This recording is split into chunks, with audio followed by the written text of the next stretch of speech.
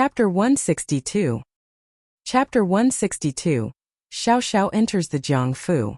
It can be said that the conferment of marriage by Empress Dowager Yida's imperial decree was nothing short of impressive. With Xiao Xiao's impending departure to go into battle, it was imperative to have this marriage arranged, sealed and settled as soon as possible.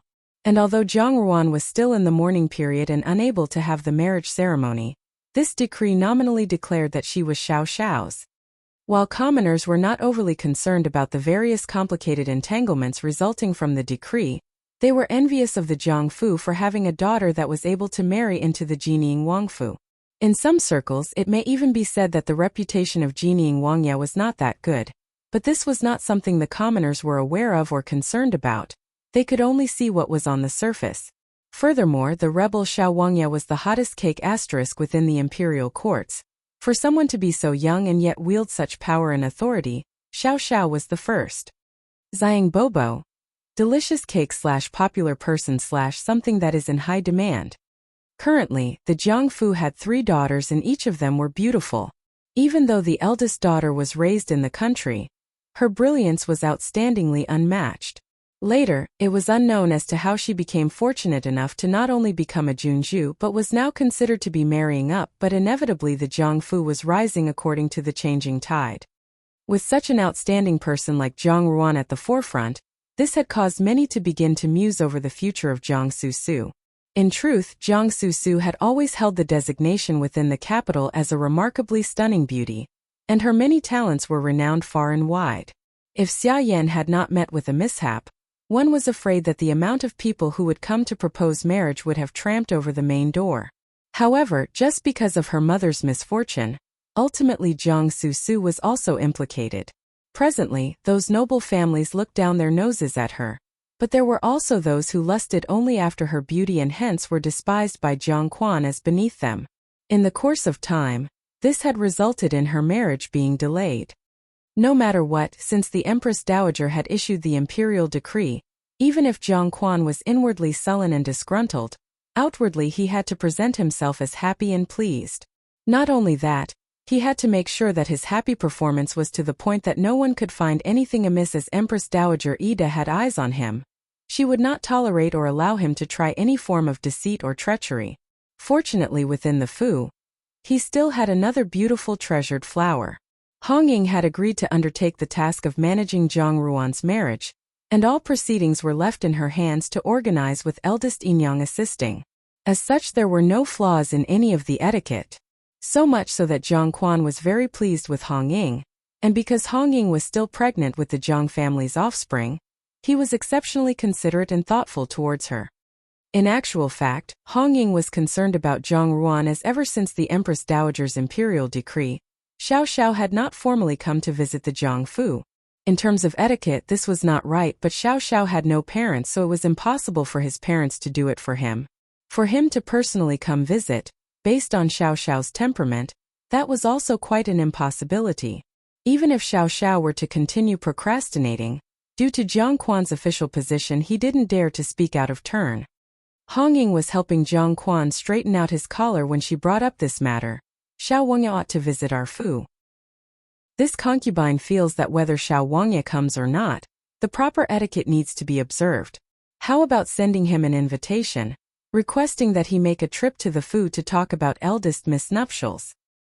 The mere thought of this marriage was sufficient for Jiang Quan to immediately develop a severe headache. However, this conferred marriage was not something that they could afford to offend. Subsequently, he rigidly said, "You do as you see fit. This matter ought to be the job for Furen." Hong Ying lowered her head, however. Currently Furen is convalescing in the rural residence, so we can't trouble her. I just hope that Xiao Wangya wouldn't despise this concubine because of her humble lowborn status, and think that we are insulting him. What lowborn status? With the mention of Xia Yan, Jiang Quan could not help thinking of those unpleasant matters, and his mood instantly worsened. Right away, displeasure was evident in his tone of voice. Currently in the Fu, you are the mistress. Although Xiao Xiao intends to marry my daughter, Zhang Ruan ultimately still bears the name Jiang. So he has to observe the customs and practices of my Jiang family. You can go ahead and send out the invitation and it doesn't matter if he comes or not. After all, if news were to spread, then it is he who would be said to be ignorant of the proper etiquette. Even if the matter was to be brought right up to the Empress Dowager, the person at fault would still be him. Laoi, please don't be angry. Hong Ying gently cajoled. I'm sure Xiao Wangye isn't a person to be ignorant of these social etiquettes. This concubine will go and make arrangements. And if after a few days should Xiao Wangye be willing to pay a visit, this concubine hopes to be able to appropriately attend to him. After all, we can't afford to be careless and lax with eldest Miss wedding, especially with the Empress Dowager personally overseeing. These are mere trifling matters, you don't have to go overboard with it. Jiang Quan knitted his brows, utterly unwilling to hear any more things pertaining to Jiang Ruan. Switching the topic, he charged Hong Ying, if you have so much free time, why don't you put more effort into Susu's marriage? Considering that Susu is also of marriageable age, and currently in the Fu, you are the one attending all the social events. You should keep an ear out for the gentlemen that are of suitable age within the capital, and help select a family to arrange marriage for Susu. Yes, Lo. A smile appeared on Hong Ying's face, though her heart secretly mocked because Jiang Quan's best intentions were going to be for nothing. Jiang Susu was not someone who was easy to deal with, and there was definitely no need to seek out whatever strapping or handsome young man since Jiang Susu was wholeheartedly set on climbing into her brother-in-law's bed. But then again, this made things easier for her to act on her plans.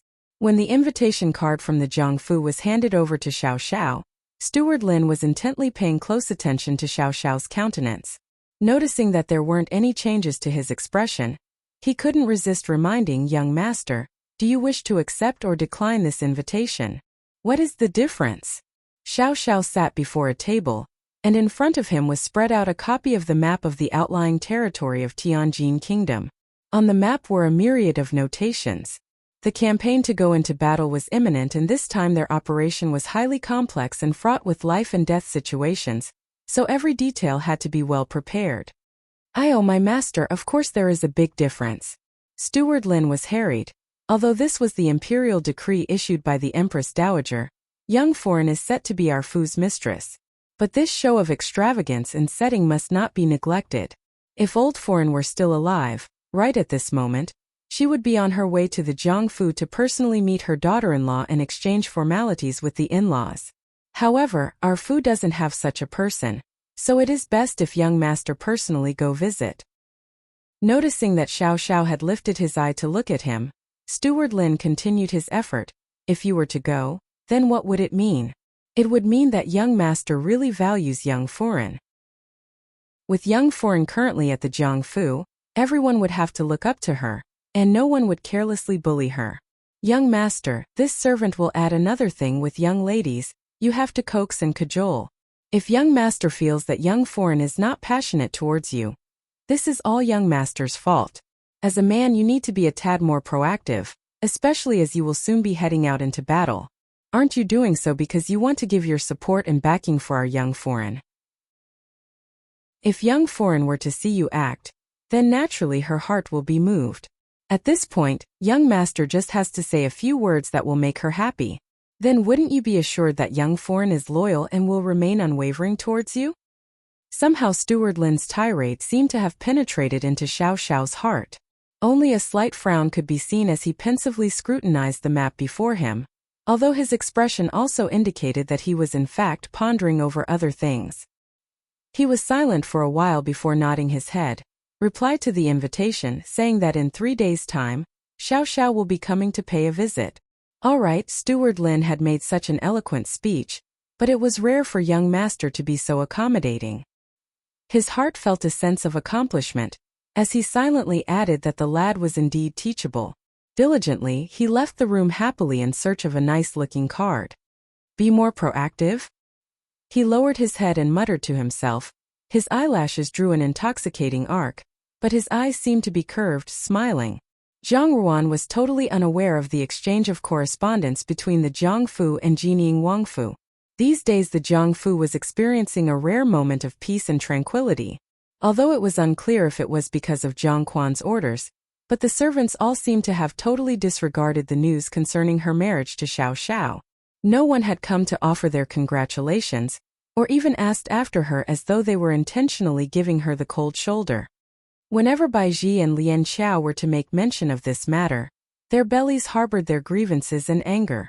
After all, Zhang Ruan was the Zhang family's eldest daughter, and for Zhang Quan to take matters to such an extreme was really causing them immense indignation. Lian Xiao was styling Zhang Ruan's hair. I heard that second miss has been going to Fifth Yingyang's courtyard daily, and with each visit she spends the whole afternoon there. I really can't figure out when those two became close.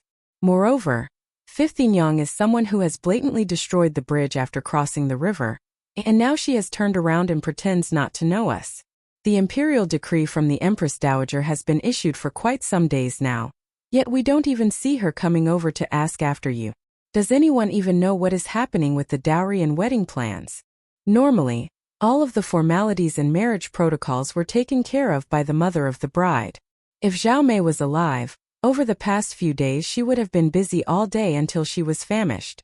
Meanwhile, Hong Ying was obviously very idle, and up until now she had not shown any interest in the matter. However, it was not proper to have the soon-to-be married lady go about asking these questions. What has she done wrong? The most she will say is that she is merely a concubine, and the daughter's marriage is not something she can interfere with. In the end, she is not in the wrong. Zhang Ruan tepidly replied. If there was anything amiss, the Empress Dowager would not sit by and do nothing. She has already made an accurate assessment of this situation, and this is why she has not purposefully taken any interest in the matter. After all, the Empress Dowager would see to everything pertaining to the marriage, thus Hong Ying would not be willing to do anything that was hard work or in her interests. Presently, the person wielding the authority within the Fu was none other than Hong Ying, and to have Hong Ying take funds from the family coffers to give her as dowry, it was obvious that she would not be willing. There was no way a person who has had a taste of power and authority would be willing to casually give it up. Moreover, Hong Ying had gotten used to the feeling of being raised up to the pedestal within the Fu, so having to face a daughter who was of higher status than her, how could she be happy about it? No matter what, this Fifth Yingyang is totally unreasonable.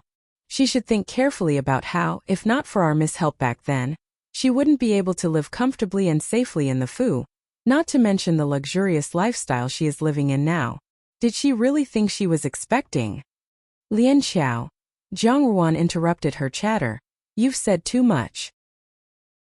Lian Xiao was taken aback as she realized her indiscretion and instantly replied, Your servant has spoken out of turn. Zhang Ruan shook her head. It's okay, but don't let others hear. Go select a few bolts of material that were sent over from the palace. Later, Baiji and you can embroider some pouches. There are many people coming from the palace and we can't be negligent and offend them with our giftings. Since the marriage decree was issued just about every other day, Empress Dowager Ida would commission someone to send things over. These were mainly jewelry and accessories that most young ladies who were soon to be married would make use of. The only thing was, Zhang Ruan personally wasn't interested in such things, and if it weren't for Baiji repeatedly reminding, most likely these items would be tossed into a chest never to see the light of day. Lian Xiao poked her tongue out as she went as instructed in search of those materials. Lu Zhu, who had been sitting to the side embroidering, saw her action and blinked. Miss, when are you going to begin embroidering your wedding dress? Wedding dress? Zhang Ruan was slightly stunned. Of course, Lu Zhu had a cheeky smile on her face as she looked at her. Doesn't a wedding dress need to be made and embroidered before the wedding day? Even if the wedding ceremony isn't until next year, isn't it still possible to start working on the dress? Although there is a possibility that Xiao Wangye might arrange for someone to deliver one. But don't most girls prefer to sew their own gown? With both Xiao Wangye and Miss looking so stunning, just thinking of the both of you dressed up in your wedding attire, this servant believes that the eyes of everyone in the entire capital will be dazzled. Her words were charming and adorable, but they caused Zhang Ruan to sink into deep contemplation. In her previous life, she had been sent into the palace, so naturally she did not have the opportunity to become a bride. Indeed, as a young girl she had thought about being beautifully clothed in a resplendent and majestic phoenix-like dress. But sadly she wasn't able to experience such a moment in her previous life. The happiness of an ordinary young lady was something she had never considered at all. In this life, if it weren't for Xiao Xiao seeking the marriage decree, she would never consider what marrying someone would entail. If she were to marry some other person, it was possible that she would still be able to remain cold and detached. But with Xiao Xiao as her groom, there was something strange happening with her heart. The act of sewing a wedding dress was done out of love for one's lover, but what was Xiao Xiao's position in her heart currently? This was something Zhang Ruan had never reflected upon. Obviously their relationship had gone beyond friendship, but it had not quite yet reached the status of lovers.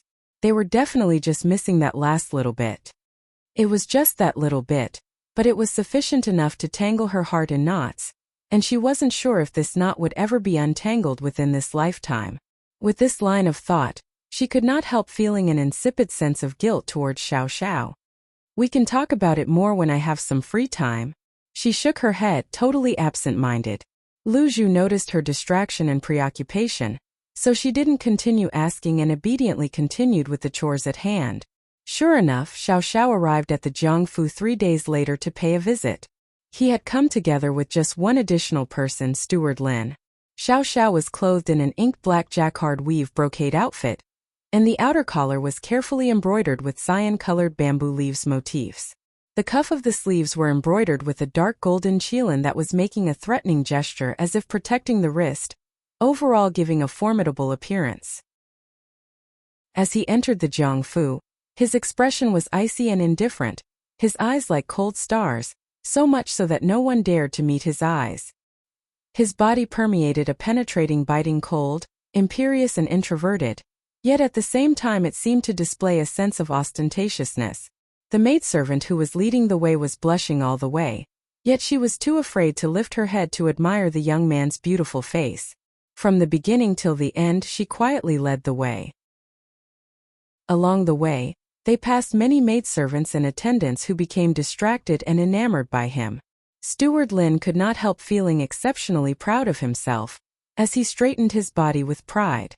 When they arrived at the main hall, as expected, they saw that Hong Ying together with eldest Yinyang were awaiting their arrival. With the support of a maid in attendance, Hong Ying gave Xiao Xiao a curtsy with a cordial smile on her face. This concubine greets Wuxia. Because foreign is presently not in the Fu, this humble concubine has been attending to the household matters. Therefore, I hope that Wuxia will not disdain this concubine should I do things inappropriately. Xiao Xiao gave a nonchalant hum in response, before sitting himself on the chair that was prepared for him. Steward Lin stood by his side and without waiting for Xiao Xiao to speak, said with a big smile, "Fifth Yinyang need not stand on ceremony. Obviously you are our young foreign's maternal family, so there is no need to go overboard. Our master does not have too many customs and protocols, so you can be at ease." Steward Lin seemed jovial and affable, but every sentence spoken had not been amiable. Although he had said that there weren't any customs or protocols, in actual fact, their standards were above anyone else. Eldest Yinyang stood silently at the side, but the surrounding servants could blatantly see that the situation was awkward. The master and servant from the Jinying Wangfu had not come in peace, and it was evident that they had intentionally done so in support of eldest Mississippi. Immediately, they lowered their heads even deeper, hoping not to attract any attention to themselves. The smile on Hong Ying's face froze, but she had been brought up in the common marketplace, so she was an expert at mingling and socializing. Consequently, she was once again able to marshal her smile and warmly reply, "Then it couldn't be any better. Eldest Miss is the daughter of our Fu and our Laoi is deeply heartbroken. Seeing as how Wuxia has shown to care so much for our eldest Miss, Laoi will be very happy about it." Xiao Xiao did not reply and instead Steward Lin spoke. "Fifth Yinyang's words are too modest. Since the Empress Dowager has issued the imperial decree, then young foreign is now the mistress of our Fu, so it is inevitable that she has the master's affections and protection. The purpose of our visit today besides these matters, is that our master has requested that I bring along the itemized list of all the betrothal gifts. We only have to wait until young foreign enters our Fu before these betrothal gifts and dowry are placed in our young foreign's hands. The Empress Dowager has also taken a look." Then he took out from his sleeves a golden silk seal envelope containing the list of betrothal gifts and handed it over to Hong Ying. Initially, when Hong Ying heard Steward Lin first speak, she was rather pleased, but when he came to the second part of his statement, her complexion turned wretched. Thus, when she opened the itemized betrothal gift list, her face fluctuated from red to white, then white to red, and it could be said to be extremely brilliant. Shortly thereafter she closed the gift list, inhaled a deep breath and reluctantly smiled. Indeed, Wuxia truly loves our eldest miss very much. This gift list can be said to be beyond extravagant and substantial.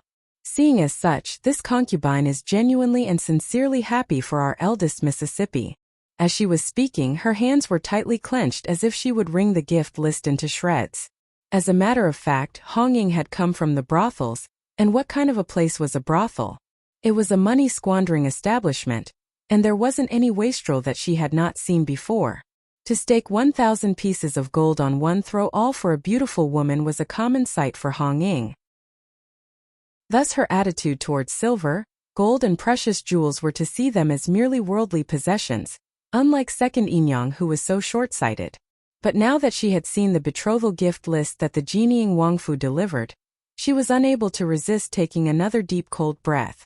Rare treasures, rare animals, residences and businesses, gold and banknotes for silver.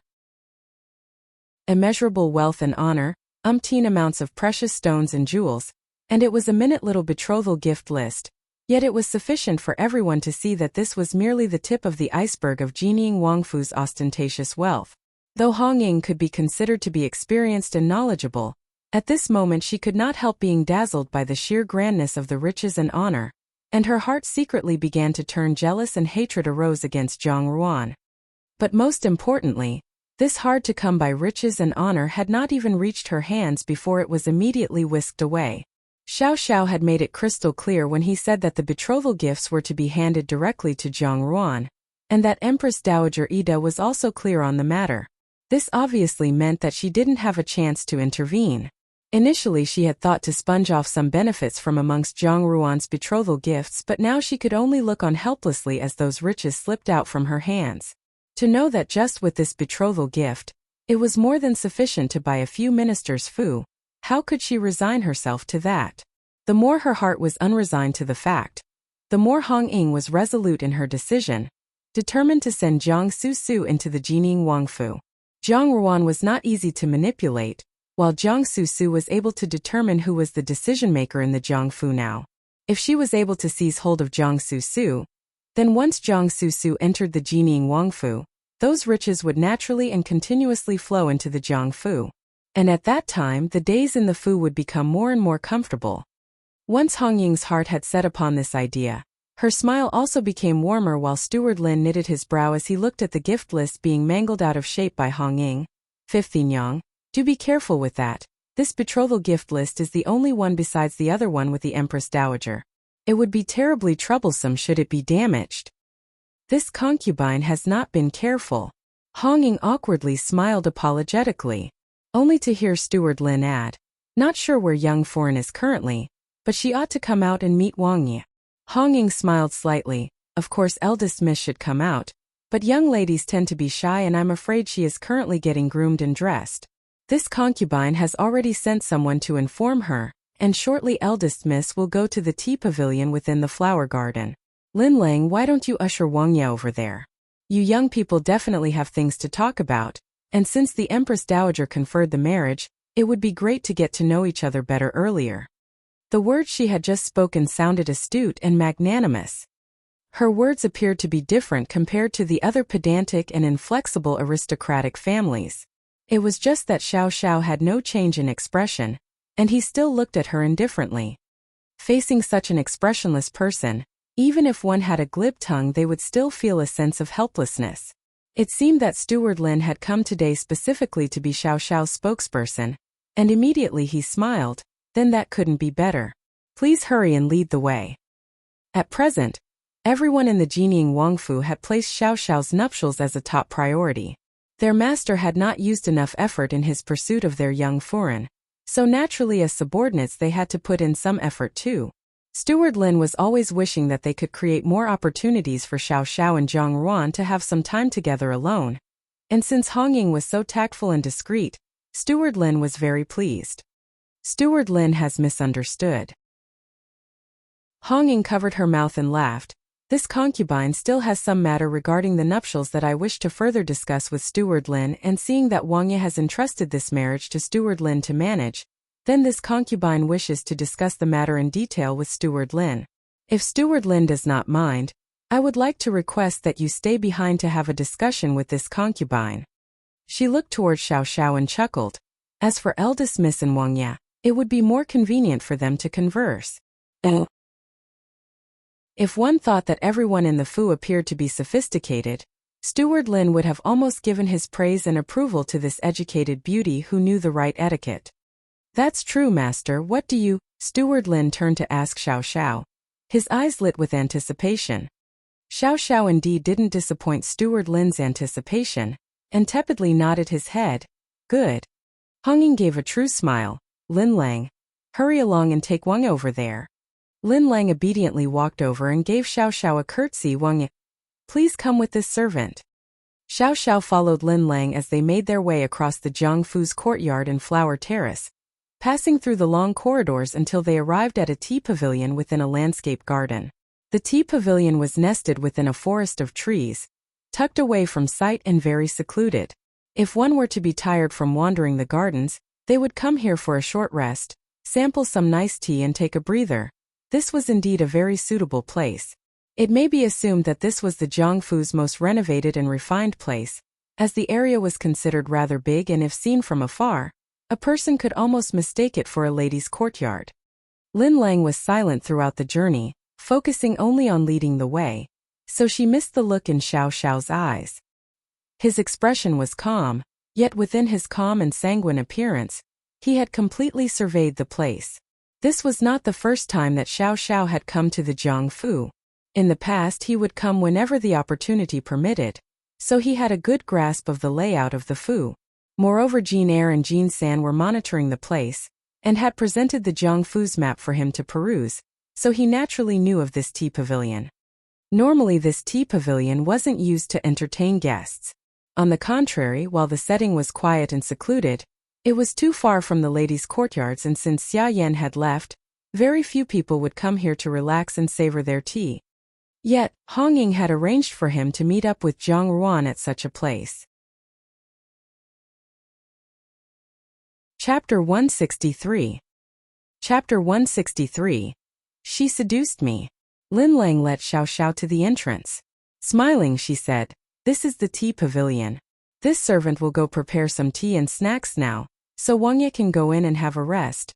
It won't be long before eldest miss arrives." Xiao Xiao remained silent as Lin Lang bowed and withdrew on her own accord. But before she left, she paused and gave another look towards an ornate flower door, then lifted her skirt and departed. After Lin Lang left, Xiao Xiao pondered for a moment before reaching out his hand to open the door. Upon entering, he could smell a faint sweet fragrance permeating the room. This particular aroma was not at all heady but rather delicate. From the initial whiff, one could sense that it was a scent that came from a female's body. It was delicate and subtle, yet there was a mild sense of sweetness, causing a person to develop an irresistible and indescribable feeling of intoxication. It was not quite incense but rather a body fragrance. Xiao Xiao raised his eyebrows as he walked towards a table and sat down. On it was an exquisite jade wine pot and 3 small jade cups. In the middle of the table was a platter of delicate, crystal-like, translucent purple grapes, each of them plump and succulent, almost like individual crystalline beads. The place was already well prepared and ready to host, so why was there a need for Lin Lang to say that she was going to prepare some tea and snacks? Not only that, the room was partitioned by a jadeite screen. The screen was rather large whilst the green from the jadeite was glistening with moisture.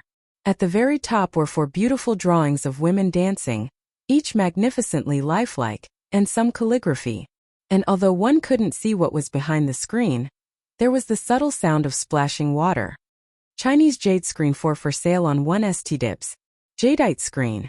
The sound was almost inaudible, and if it weren't for the fact that Xiao Xiao was a person who trained in martial arts and had internal strength, it was likely that he wouldn't have heard it. The sound of splashing water gave a charming and gentle impression, causing a person's heart to have unfettered wild and fanciful thoughts. Xiao Xiao remained unmoved, and no one would know what he was thinking as he lowered his gaze to the pure white jade whistle at his fingertips. Naturally he did not move an iota, but as time seemed to quietly fly by in the room, there remained no sign of Zhang Ruan's arrival. However, right at that moment, the sound of water from behind the screen became louder, and then there was a rustling noise. Xiao Xiao's eyes dilated, and immediately thereafter, a slender silhouette vanished from behind the screen and then appeared before him. It was an exceptionally beautiful female. She was attired in a simple and plain white dress, without any embroidery or motif. From top to bottom there was only a large jade-colored belt which was bound around the waist of the large floaty robe. This contrast gave the illusion that her waist was so slender that it was less than a grip star. Her movement was as delicate as a willow bending in the wind, and in all aspects very much like a woman who was lustrous and seductive. Her every movement was like that of a charming vixen, making it almost impossible for anyone not to be enticed by her. Her body still had some water droplets from her recent bath, and those sparkling and translucent droplets dripped down her sharp and charming chin, trailing down towards her breasts. As they dripped down further, the drops were hidden by the robe, making it increasingly hard for one's heart not to tremble. Buingyiwa, not full of a grip, refers to a woman's slender waist. It is generally used to describe a woman's waist. It is less than a grip, the size of the index finger and thumb relative to the circle, and it is also used to describe beautiful and lightweight things. In ancient times, ing here was interpreted as full, and one grip refers to holding with an arm. Looking upwards, there was indeed an exceptionally exquisite and elegant face. Her facial features were striking with full brows, almost like a pure white fairy from the heavenly jade lake. Such an immortal-like face, as if naturally unspoilt and unblemished, but with a charming and seductive demeanor like a brothel woman, is fatal to every man. This was Jiang Susu. Once Jiang Susu noticed Xiao Xiao, she was momentarily startled, and her face showed panic and trepidation before she was able to compose herself. Then she said, "Xiao Wangyi."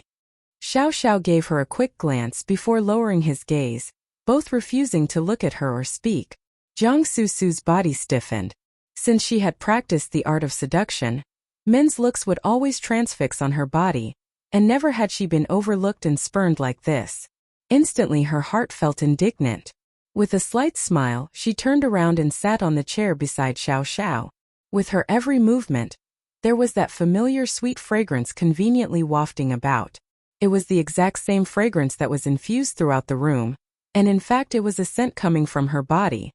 Jiang Susu tilted her head to observe the person beside her. Though this young man was dressed all in black, even his sleeves gave off a feeling of gorgeousness, making him appear resplendent. His side profile was exceptionally beautiful, but there was nothing feminine about him.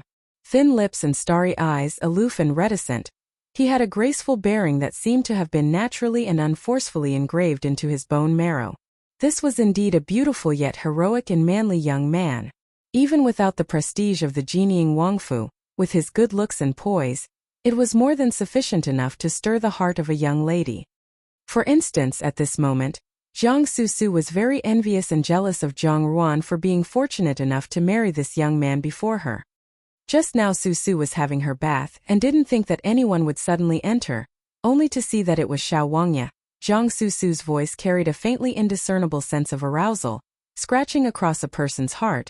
Since it so happened, then I may as well share and have a cup of wine with Wangyi. A single man and a single woman in a secluded place, intoxicated in the tea pavilion, one of them just finishing her bath and wearing a loose-fitting robe.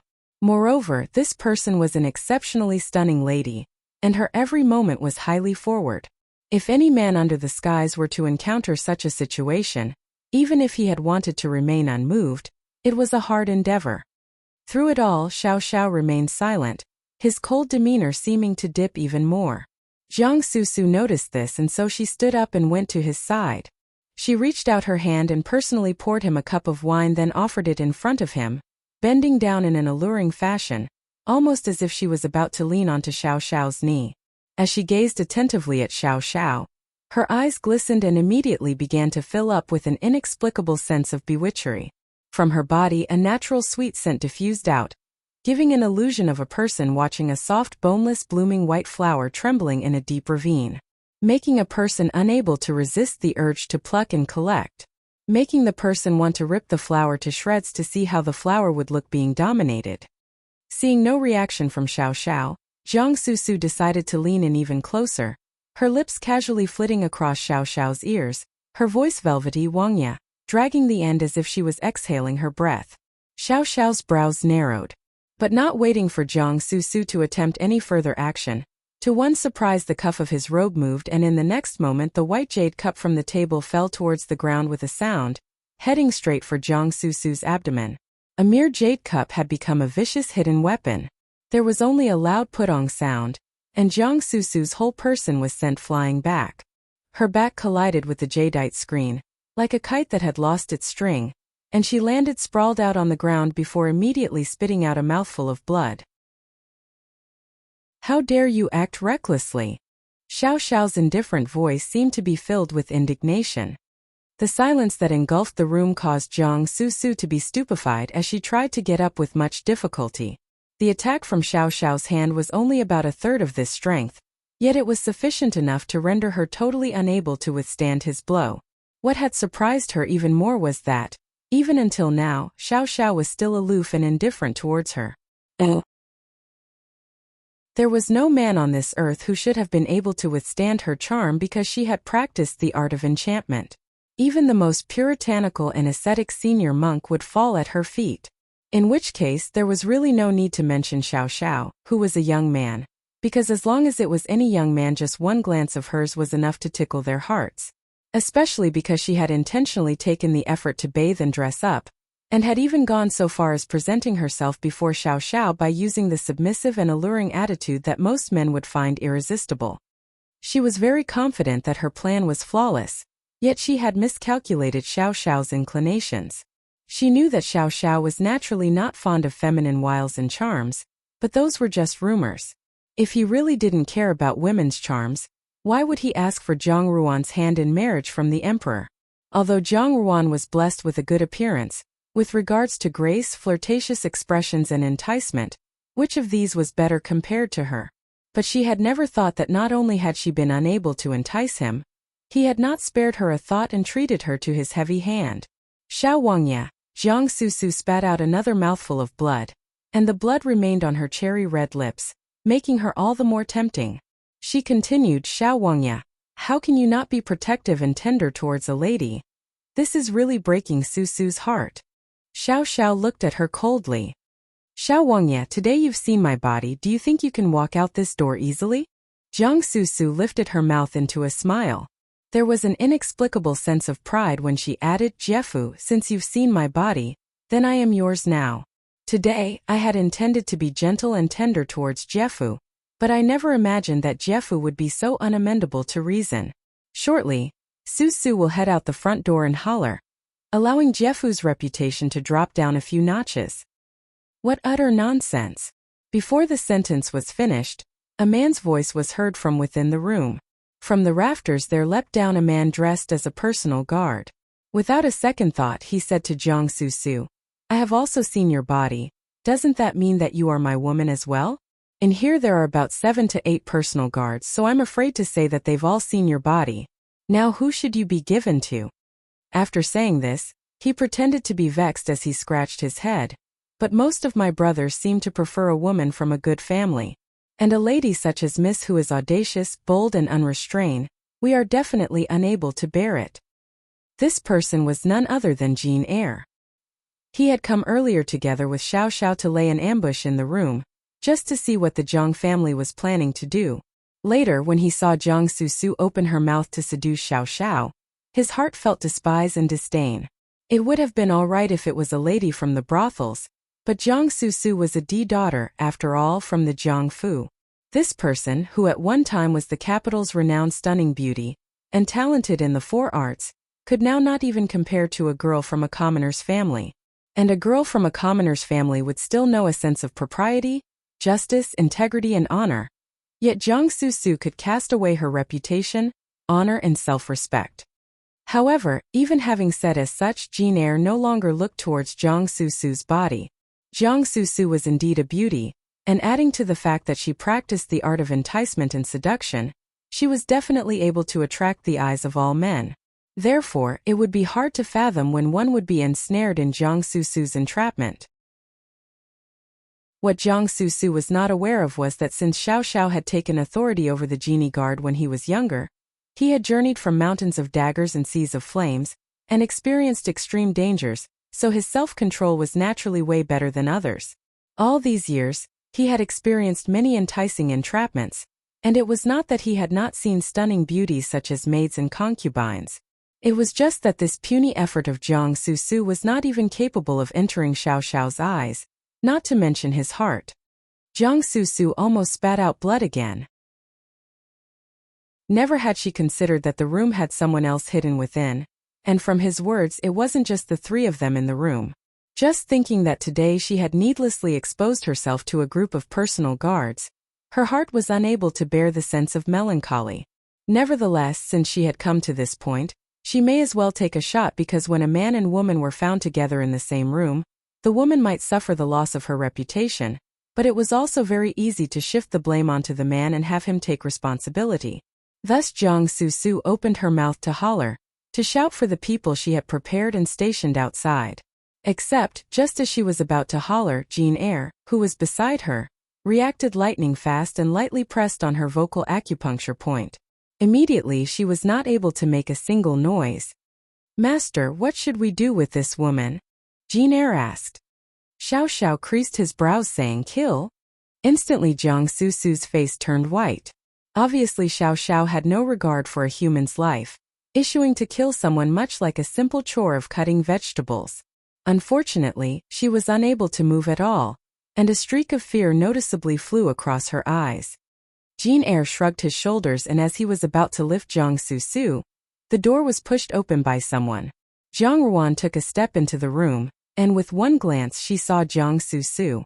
Momentarily startled, she asked, "What happened?" Xiao Xiao contemplated for a while before answering, "She seduced me, so I injured her." Jiang Susu's face was already extremely bright red, and it was only now that she realized that this man had never had any feelings for her from the very beginning. If she had heard what Xiao Xiao had just said a few years ago, she would have been so embarrassed that she would have ended her life. Even though she was not as spirited as her past self, still, she felt a deep sense of humiliation. It was like she had used up all her heart and efforts to present her best talents before a person, yet the person had considered it merely a joke. After Jiang Ruan heard Xiao Xiao's words, she lifted her eyes and looked towards Jiang Susu. Her expression was placid, to the extent that there wasn't a sliver of displeasure. Jiang Susu's heart tensed up. When Zhao Mei was alive, she had never attached any importance to Jiang Ruan because she was aware that the person who called the shots was Jiang Quan, and Jiang Quan did not like Zhao Mei, nor did he treat Jiang Ruan or her brother well. Jiang Ruan was merely a weak imbecile who was afraid of getting involved in anything, and she was as stupid as a pig. However, it was unknown since it ought to have been when she returned to the Fu 3 years ago, that Jiang Susu was no longer able to make sense of Jiang Ruan. It was precisely from that time onwards that Jiang Ruan no longer expressed any forms of human expressions of joy, happiness, anger, and sorrow. She smiled when she was happy, she smiled when she was angry, she smiled when she was faced with false allegations, she even smiled when she was thrown into prison. Just like now, she smiled when she looked at Jiang Susu. But although her smile was placid and mild, the lilt in her charming eyes in the end leaked out a sliver of ridicule and a lofty sense of disdain. And it was that shred of disdain that instantly stung Jiang Susu's eyes. She very much wanted to loudly rebuke, criticize, and verbally abuse her, but no matter what she thought, she was still unable to make a single sound. Jiang Ruan withdrew her gaze and looked towards Xiao Xiao. "Fifth Yin Yang asked me to come and see you. So this was the show I was meant to see. How is it that you weren't seduced? But by the looks of things, it would be hard for this play to continue." Xiao Xiao was slightly stunned, but he was intelligent and was quickly able to see the crux of the matter.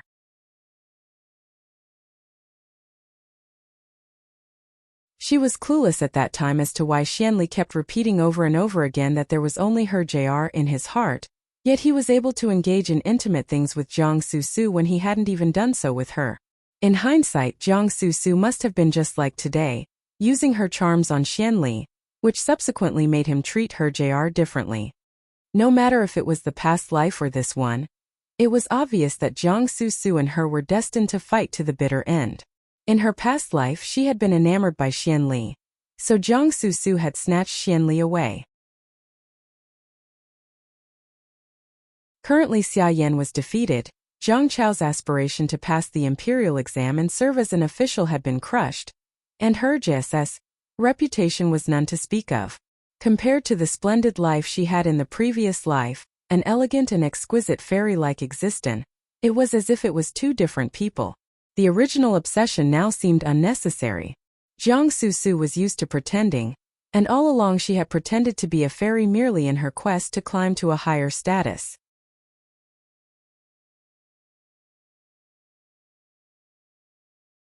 Chapter 164. Chapter 164. A Fairy's Fall. Pensively, Xiao Xiao stared at her. Zhang Ruan did seem furious. This epiphany of his made his heart feel a vague sense of satisfaction, though such that even his cold expression that had been present since Jiang Susu's appearance vanished. What remained was the slightest bit of laughter. Seeing his smile, Zhang Ruan felt even more infuriated alongside a trace of self-disdain. Ever since she had reincarnated, perhaps due to the lessons she had received from her past life, she had never invested much expectations into anything. That said, in regards to the things that she had set her mind to do, she would have an extremely strong sense of possession. And now that she had already accepted the incumbent role of becoming the Jinying Wangfu's mistress who would manage the household, regardless of any feelings she had for Xiao Xiao, in the depths of her heart she had selfishly already considered Xiao Xiao's as entirely hers. Jiang Susu had touched her things so naturally this would make her entirely displeased. Yet, this evildoer did not have the slightest sense of self-awareness and had the cheek to feign innocence with those good looks of his. Shirzwa Yongxia. At first used to describe a person who would bury wooden doll figures with the dead during the funeral, it is now used to describe an originator of an evil practice, or in this case, it serves as referring to the person with a negative derogatory connotation, to censure someone as someone who had done a bad thing. Accordingly, she became increasingly more enraged. Yet in Xiao Xiao's eyes she seemed extremely adorable. He could not wait until Zhang Ruan spoke before he dragged her over to his side and pressed her onto his lap. You? Zhang Ruan was indignant. To be frank, this was not the first time that Xiao Xiao had done this. Before, when she was in the Jinying Wangfu, she had been treated similarly by him. Only at the time, due to Xiao Xiao being deliriously inebriated, she had overlooked it. But now in broad daylight, although they had an engagement, this move of his was truly too rash and abrupt. Don't move. Xiao Xiao pressed lightly on her back, yet his movement was both gentle and strong as if he did not allow for any resistance. What he said next, however, made Zhang Ruan unable to meet nor plan to directly meet his gaze. He added, "Let husband hug you for a bit. It's only right and proper for me to do so." Tianjing Di. An idiom that refers to a reasoning that is unalterable even by the heavens, something matter of fact and unquestionable. Zhang Ruan could only roll her eyes inwardly and listen as Xiao Xiao continued on. To seduce me, it would have been better if they had swapped Jiang Susu for the remarkably stunning and beautiful woman sitting before me. All day this person made sarcastic comments, so who would have known that when he spoke like this it could be with such eloquence? Glancing at him in disbelief, Zhang Ruan was somewhat perplexed. At first she had assumed he was pulling her leg, but at the same time he had such a serious look. In which case, this made one be unable to make any sense of the matter. However, with Xiao Xiao's action, that lingering speck of displeasure that she felt vanished without a trace. As expected, it was to one's natural unfair advantage to be born this well. Zhang Ruan remarked inwardly that beauty could really confound people. By now, she was solely preoccupied with her own thoughts and did not bother looking at Xiao Xiao's expression. Thus, she missed the trace of pleasure that flashed in his eyes at being able to embrace the beauty in his arms. After an unknown period of time, there was the slightest change in Xiao Xiao's expression before he patted her head. There's someone coming. How these two were like privately, no one would be able to control nor care about it. Nevertheless, Zhang Ruan was still an unmarried young lady, so the etiquette that should be observed still ought to be scrupulously followed. Moreover, appearing like this in such a desolate area in the Jiangfu, if they were not the slightest bit careful, someone might spread unfavorable rumors about Zhang Ruan. With Xiao Xiao's reminder, Zhang Ruan then stood and made a motion in a well-behaved manner, as if she was about to pour a cup of tea from the teapot on the table for Xiao Xiao. They heard a light knock on the door. "Eldest miss." Hearing that voice, it was obviously Hong Ying, who had realized, albeit a little too late, that there had been no sign of activity. Furthermore, upon noticing how the person who was supposed to notify her had not returned to report to her, she had become inwardly suspicious. Consequently, she decided to personally come to get a grasp of the situation. Because of this, it was great that she, Jr., had taken care of matters. If there had been any further intentions, then they would have fallen into another scheme that Hong Ying had set in their path. Zhang Ruan smiled faintly. "Enter." Hong Ying's hand, which had been slowly pushing the door open, paused as her heart abruptly began to hammer ferociously. How was Zhang Ruan still this calm, and why was the area so silent that not even the slightest thread nor trace of displeasure could be heard in her voice? She also didn't know where the little manservant and old servant that were on duty as doorkeepers had gone, so Hong Ying was even more afraid, and did not dare to lightly push the door open. She could not help but begin to regret that she had so carelessly agreed to Jiang Susu's request. Xiao Xiao was naturally not a normal person, and if he had seen through her schemes and wanted to take revenge, then she would not have even the slightest means to fend against him. Yet, the door still had to be opened. Taking a deep breath, Hong Ying stepped inside to look and saw how neat and tidy everything was, and observed Zhang Ruan by Xiao Xiao's side. She was currently pouring tea for him, and nothing seemed out of place. Looking closely once more at the two people before her, Hong Ying noticed how Zhang Ruan looked unfazed and indifferent, without any emotions except for a faint curl of a smile on her lips. It was as if she was filled with thoughts that one could not grasp. Xiao Xiao was also the same, similarly indifferent, without any particularly special expression on his features. Even so, Hong Ying seemed to be able to sense the slightest bit of joy in the room. Joy. What had happened here? Hong Ying made a searching glance around the room and did not see Jiang Susu's figure anywhere. How could this be? Hong Ying was at first alarmed, but then she slowly calmed down and began to feel a bit celebratory. Seeing that Zhang Ruan and Xiao Xiao were not in the slightest bit unhappy, meant that Jiang Susu had naturally not succeeded. Hong Ying was somewhat disappointed, yet at the same time somewhat in disbelief. According to Jiang Susu's plan, there should have been no mistake. Jiang Susu had such charm, so even if she did not use any special means, she could still make men go crazy for her. Why? How could Xiao Xiao be such an exception that he was not overtaken by her charms? With so many racing thoughts, Hong Ying ultimately let out a sigh of relief. Earlier, when she had pushed open the door, she had been rather regretful about hastily agreeing to Jiang Susu's request without any careful consideration. After all, Xiao Xiao was still a prominent figure in the imperial court, and had multiple times more power than Zhang Quan. If she was truly found to be in collusion with Jiang Susu to scheme against him, no less than retaliation would be inevitable. Moreover, when one was going against such a person, the risks were truly too much. And now that Jiang Susu had bolted in defeat after overestimating her own capabilities, it stood to reason that the scheme had been revealed. However, no matter what, she would have neither any relation to nor responsibility for this matter. She smiled apologetically. This concubine had come over to see if Wang Yan, eldest miss, still needed anything. If so, I will instruct someone to prepare. This is Wang Ye's first time coming to our fu, and in the future the two families will become closer, therefore, I absolutely cannot neglect in serving our guest. Zhang Ruan shot a glance at her, and with a flutter of curled lashes, she slightly smiled. Fifth Yang is truly considerate. However, coincidentally, this room does need some cleaning.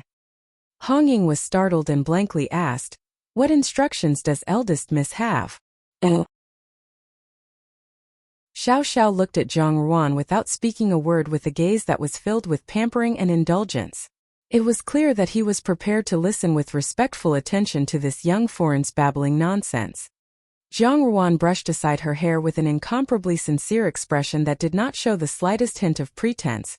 The presentation of this reception hall that Fifth Yang has chosen is elegant, and its location is rather good. However, perhaps it has been too long since someone did any cleaning. Inside the room, there are traces of mice who have nibbled on food. Mice! At first Hong Ying had been a little nervous upon seeing Zhang Ruan open her mouth, Yet when she heard her words she chuckled. How can there be mice? Perhaps eldest miss is mistaken. I instructed the servants to especially clean this place. Moreover, for Jiang Su to be able to achieve her goals, she had long since had this tea reception hall decorated and arranged from the inside out. For such a place, how could she bear to have some mice throw their plans into disarray? If 15 Yang does not believe me, then you can have a look. Jiang Ruan pointed to the screen decorated with tree kingfishers in the hall with a meaning-laden smile. Earlier, a mouse suddenly scuttled out and gave me a scare. But then Xiao Wangya personally took care of the mouse by killing it. What remains is the stain behind there. Hong Ying's gaze followed where Jiang Ruan was pointing and saw in astonishment a puddle of bloodstains at the bottom of the jadeite screen. Moreover, the puddle was actually a spray of blood. It had also slightly stained the screen and the splatter looked vivid and distinct on it, which could not help but make one jump. For a moment, Hong Ying was puzzled and was about to say a few words before a thought flashed through her mind. Immediately, her face turned pale as she stepped a few steps back. She stared at the bloodstains and then turned to look at Jiang Ruan. Jiang Ruan smiled towards her with a light nod and spoke blithely. 15 Yang has seen it clearly. And then one heard from the outside someone shouting loudly, "It's terrible, terrible. Something has happened to second miss." Presently, in an area no more than a few hundred meters away from the Jiangfu's entrance, was an impenetrable crowd. This big crowd was filled with the common people and amongst them, the men's gazes were especially zealous. T/N readers who want to avoid the scene of sexual harassment, skip the section below that is within red borders. What a fine, beautiful, delicate young lady we have here. And that gaze of hers would entice anyone. Even an old man would not be able to resist. It is truly a fairy-like face with an alluring body. And this figure, if one were coiled with it for 9 days, one would not be able to stop. Whose family's young lady is this? Without rhyme or reason, why is she lying out here like this? There were also such comments from some kind people. Look at how she is dressed. Does she seem like an unmarried young lady of a good household? Ha, brother, I reckon that you have never experienced such a matter before. We've seen this often enough in our capital. For the most part, this is probably some indecent woman that mixed around with men. She was probably cleaned up by the wife. No, this was done to intentionally give her a lesson. Anyway, this young lady is truly interesting. With just a look, she would make one unable to resist. I'm not sure which gentleman or lord of any family had the good fortune to have slept with her, as what's most difficult to bear is the grace of such a beauty. Xiongtai. Brother, polite appellation for a friend one's age. Pa, what kind of gaze do you have? What indecent woman. Isn't this second miss of Minister Jiangfu? That famous and talented lady in the capital. If not her, from what I can see, then why does she seem so familiar? I'm sure that it's her. But what in the world has happened here? The person who was cloistered in the middle of the crowd was dressed in a plain white dress. From the beginning, her outfit had been thin enough that it showed the outline of a figure that would lead one to have wild and fanciful thoughts. In addition, her long black tresses were damply clinging to her body, as if she had just bathed. Absorbing the moisture, her thin clothes had become even more transparent, as if one would be able to see the beautiful view beneath her robes. Even though the young woman's head faced downwards, one could still see that small, exquisite and elegantly attractive face. At the moment, one could not be sure if she was furious or shy because that bright little face of hers was somewhat flush, but that made one feel even more excited. With a faint sweet fragrance that lingered in the air around her like a first-rate aphrodisiac, it caused those crowded around her to look at her with ferocious gazes like wolves and tigers. A few men had already begun to stir restlessly, wanting to grope at her. As if she wanted to grind her teeth to smithereens due to her extreme anger, Jiang Su was unsure about which acupuncture point that secret guard had touched when she was thrown here. At present, she was truly as soft as a sponge all over without the slightest ability to exert any strength. Like a drenched dog, she was here to be a spectacle for these lowly, despicable common people, and she even had to accept the disgusting gazes of these men. Once she thought of this point, Jiang Su hated that she could not have all the eyes of these people before her gorged out.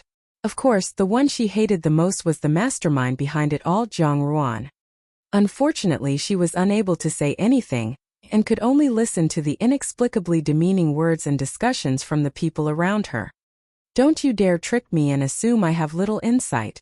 That Minister Fu is a magnificent official family. How could a young lady as clear as ice and clean as jade do such an unrestrained thing? Moreover, look at this woman. All you can see is an amorous bearing. How could this be the disposition that a proper young lady would exude?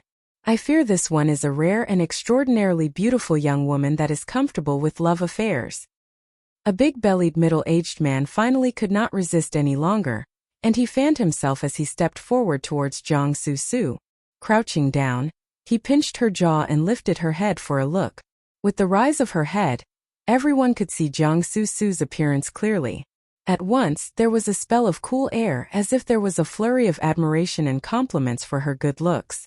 That middle-aged man appeared extremely content as his lecherous gaze flittered all over her body before commenting, "Not bad, what a wonderful figure. I'm not sure which brothel building this young lady is from? Why not come with this lord and become my 17th concubine?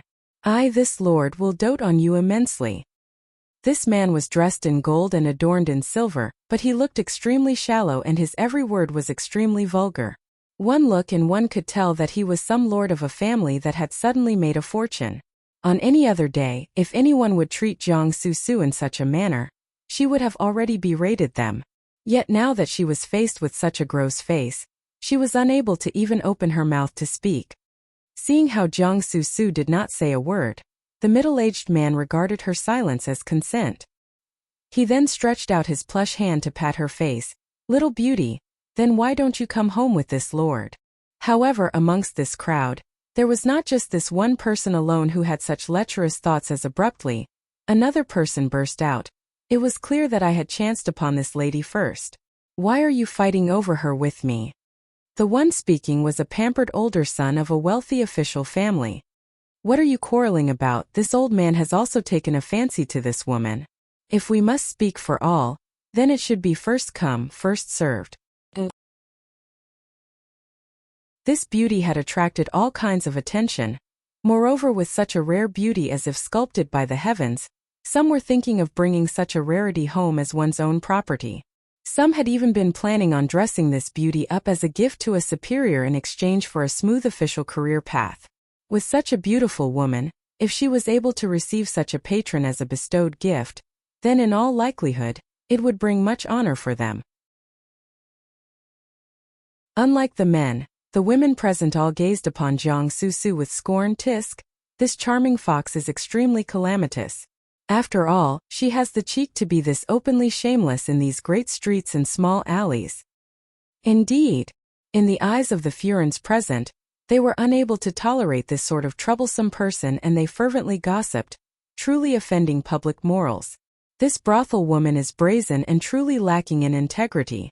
Which lady of any normal family would ever do such a thing?"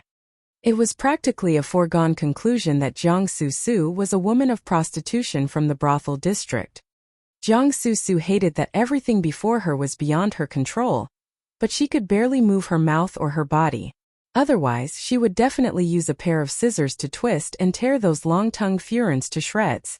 She had always considered herself as a fairy that had descended from Mount Kunlun, and she had always appeared as aloof, noble and virtuous from material pursuits like someone above the common populace. Even in the capital, all sorts of praises were because of her radiance and brilliance that was added to her mysterious nature. When had she ever fallen to such a despicable state, as if her entire body's disguise had been ripped apart and nakedly revealed before anyone's gaze to appraise? It was truly such an extreme humiliation. It refers to the name of a pool on Mount Kunlun, a place of olden legends and folklore that is the abode of Shi Wangmu, Queen Mother of the West, and the keeper of the Peaches of Immortality, popularly known as Wangmu Nyangnyang. This grand and majestic Mount Kunlun is as if it existed as an exception apart from the ninth heaven, the highest of heavens, with brilliant white snow-covered peaks with admirably stately, old pagodas that seemed as tall as the sky. This land is the nurturing grounds and her other residence in which Wangmu inhabited apart from the imperial court was considered a heavenly paradise. Perhaps the only thing that could prove her charm was all those men who had begun to raise their arms as they rivaled each other for her affection. Even though she had landed in this state, These men were still falling over due to her beauty. Only, all the men who were coming to blows over her were all ordinary folk. Either they were money-grubbing merchants or nouveau riche officials.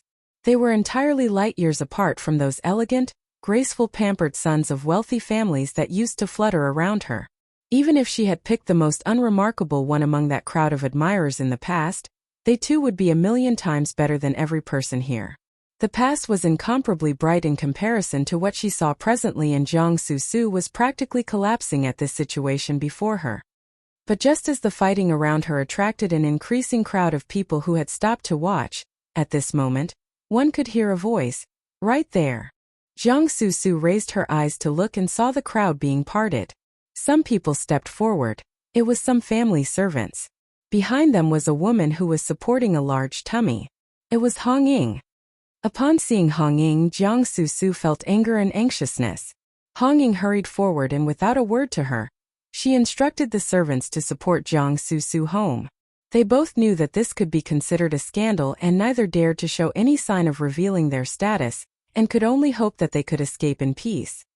Only, while Hong Ying had such thoughts, the people surrounding them were discontented.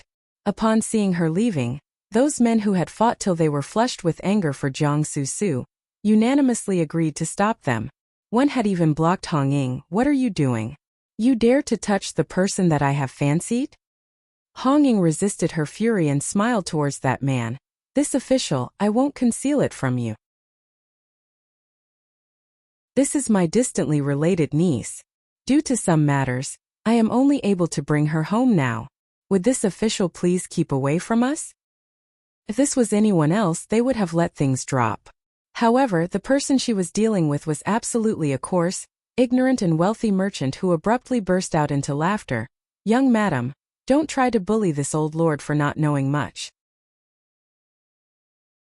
To say that this woman is some distantly related niece of yours, with one look, it's clear that this is a young lady from some brothel.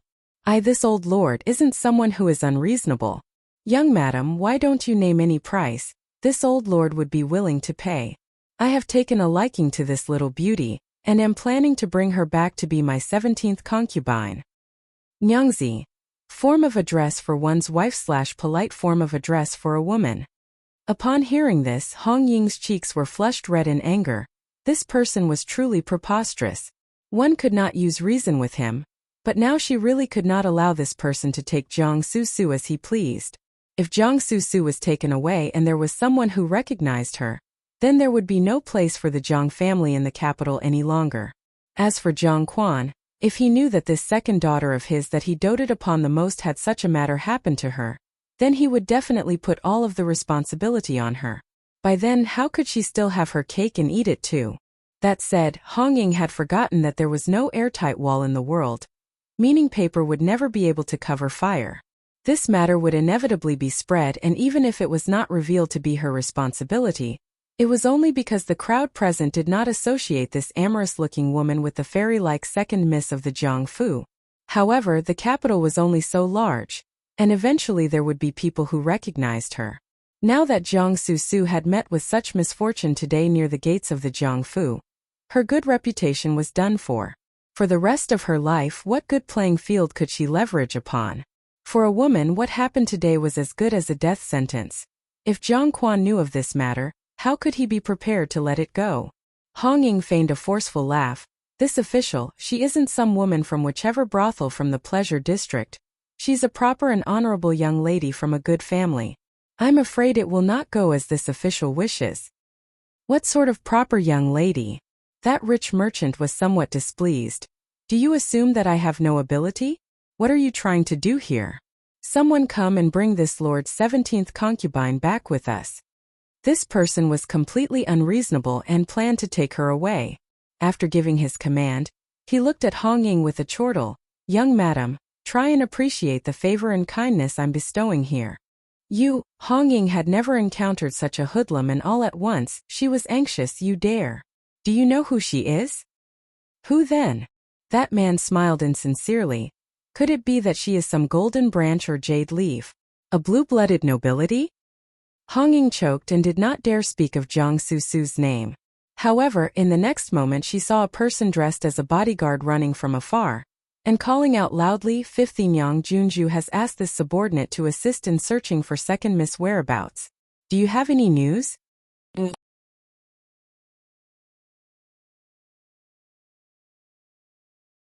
Chapter 165. Chapter 165. Getting Even. Hong Ying's brain exploded. Her field of vision began to darken, but she was able to narrowly avoid fainting. She only had one thought in her mind: I'm doomed. I'm afraid that today's matter can no longer be resolved well. The Imperial Guard rushed forward with an anxious look on his face, and he appeared shocked when he saw Jiang Susu's limp appearance on the ground.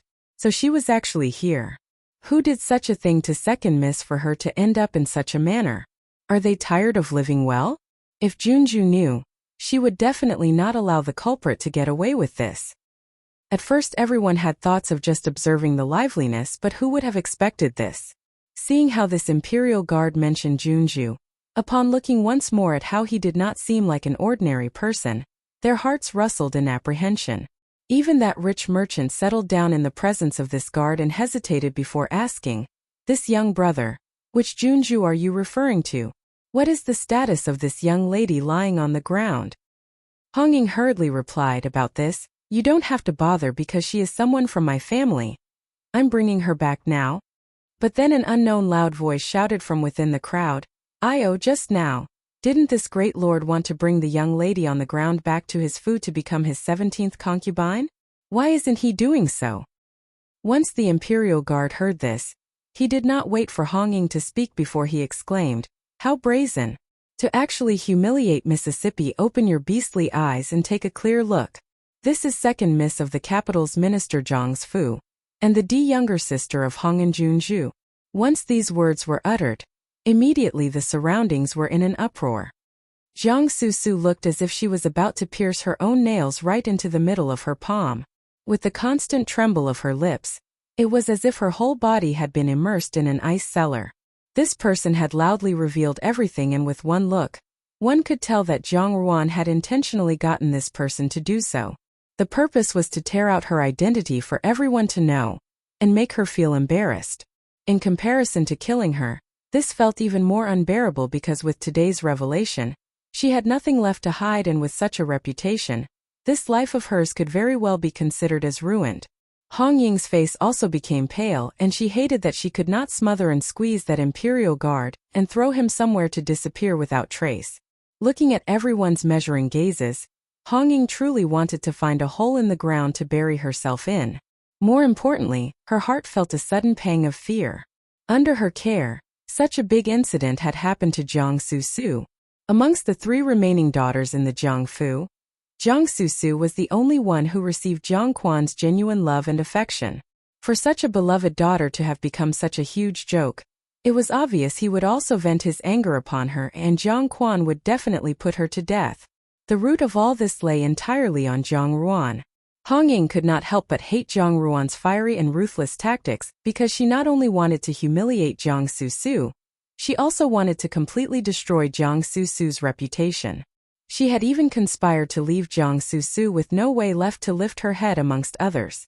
This, for Jiang Fu and Jiang Quan, would be a humongous setback, and yet Zhang Ruan had actually not remembered any familial affections.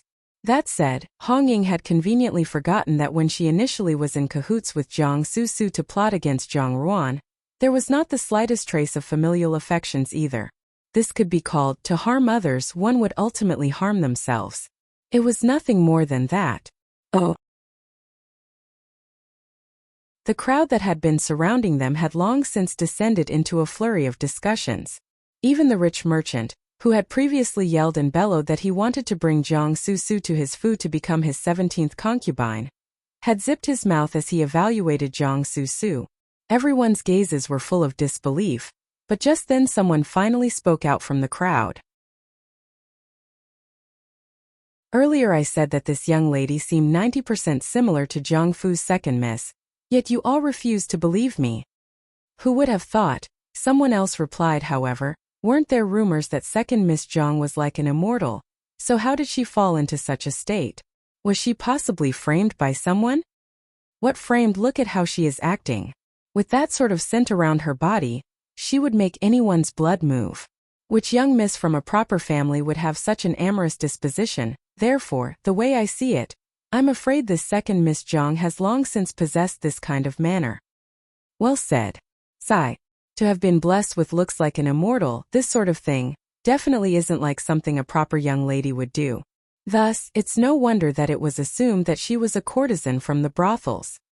While such types of discussion did not cease, every sentence was like a hammer into Jiang Susu's heart, filling her with bottomless suffering, wrath and indignation. She could not help but wish for her own death. Although what was being said was definitely true, the poisonous looks from the common people of the city streets made it worse. Jiang Susu had self-learned the art of seduction, and it worked as a sort of enticement that allowed others to be more concerned about her, attracted and even hopeful that she would accept their advances. Normally, men who were more worldly would naturally recognize the meaning of her appearance. Moreover, even if one did not consider the faintly splendorous view before them that she had adorned herself with, which young lady of any family would have such a gentle appearance yet a soft and beautiful figure? Jean Eyre had rushed to mix into the crowd and threw a look towards Jean San, who had instigated the rumors and looked thrilled beyond belief.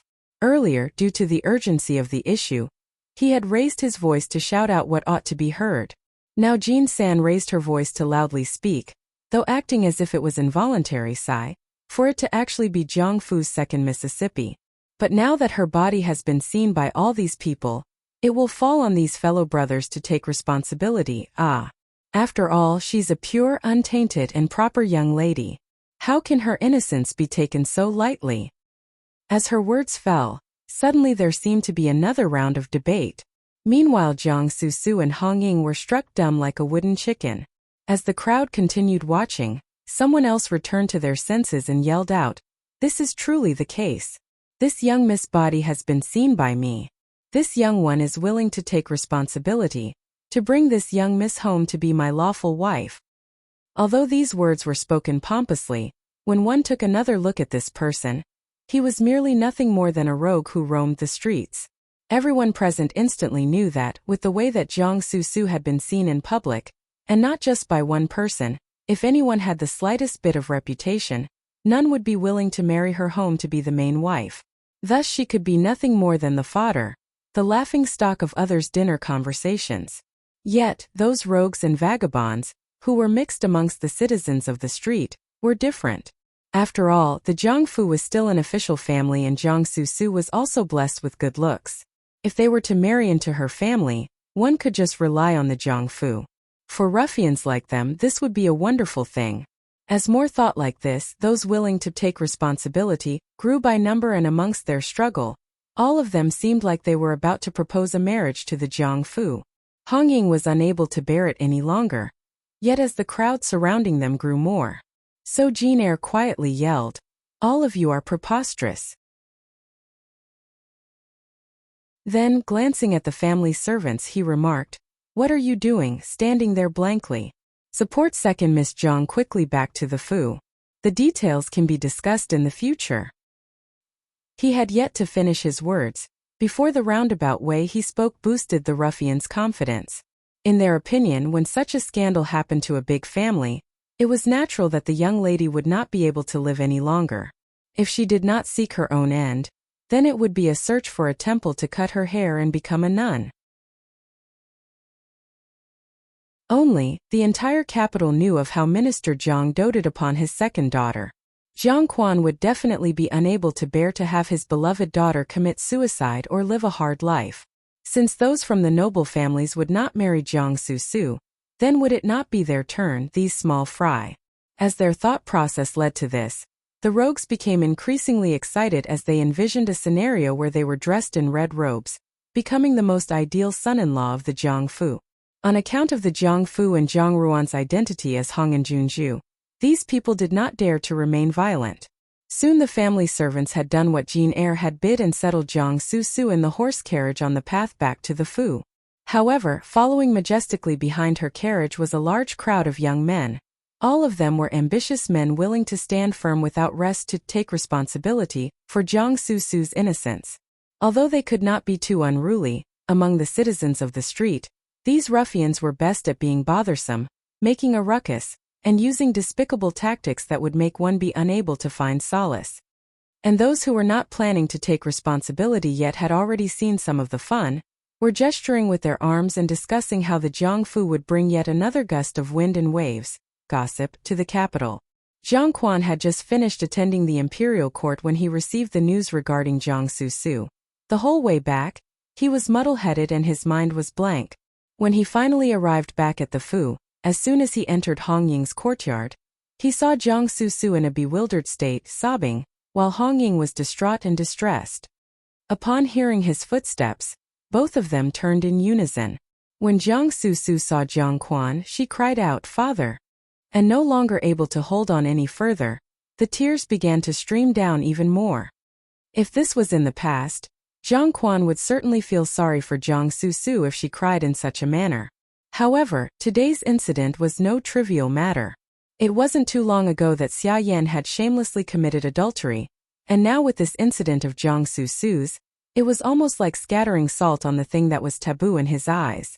Consequently, he began to recollect all of those abhorrent things, and at that moment, all the pity and tenderness in Jiang Quan's heart vanished into thin air. Striding forward a few steps towards Jiang Su, with nary a word, he viciously raised his hand and with a loud paw, he gave Jiang Su a tight slap.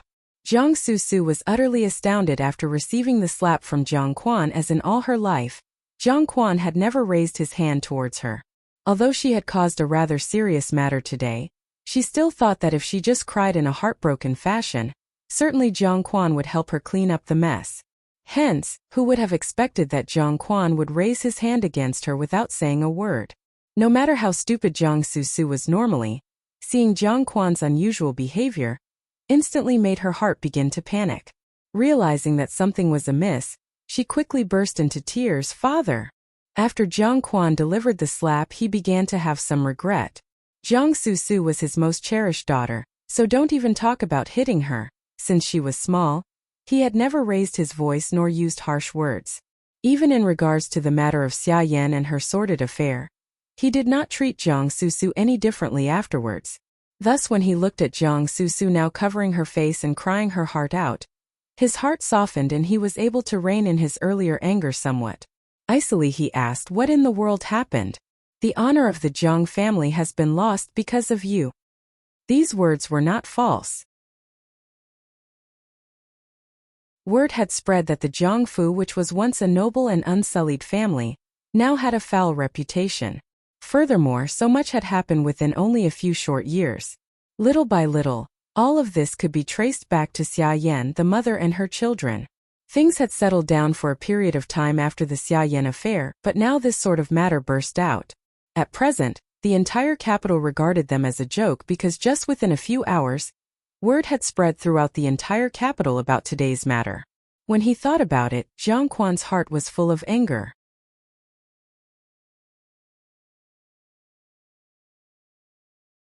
"Help you?" Jiang Quan's face turned fearfully gloomy.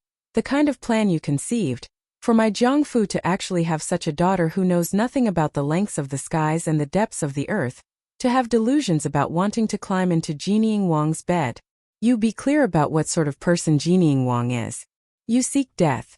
But my Jiangfu is unable to bear such shame against this person who I'm unable to repay in this life. Buji Tiangarodihu. Not to know the immensity of heaven and earth / an exaggerated opinion of one's own abilities. Jiang Quan had been immersed in the officialdom for a long time, and naturally he was not a fool. While what Jiang Su said had many holes in its logic, although Xiao was aloof and powerful, he was not someone who naturally sought trouble.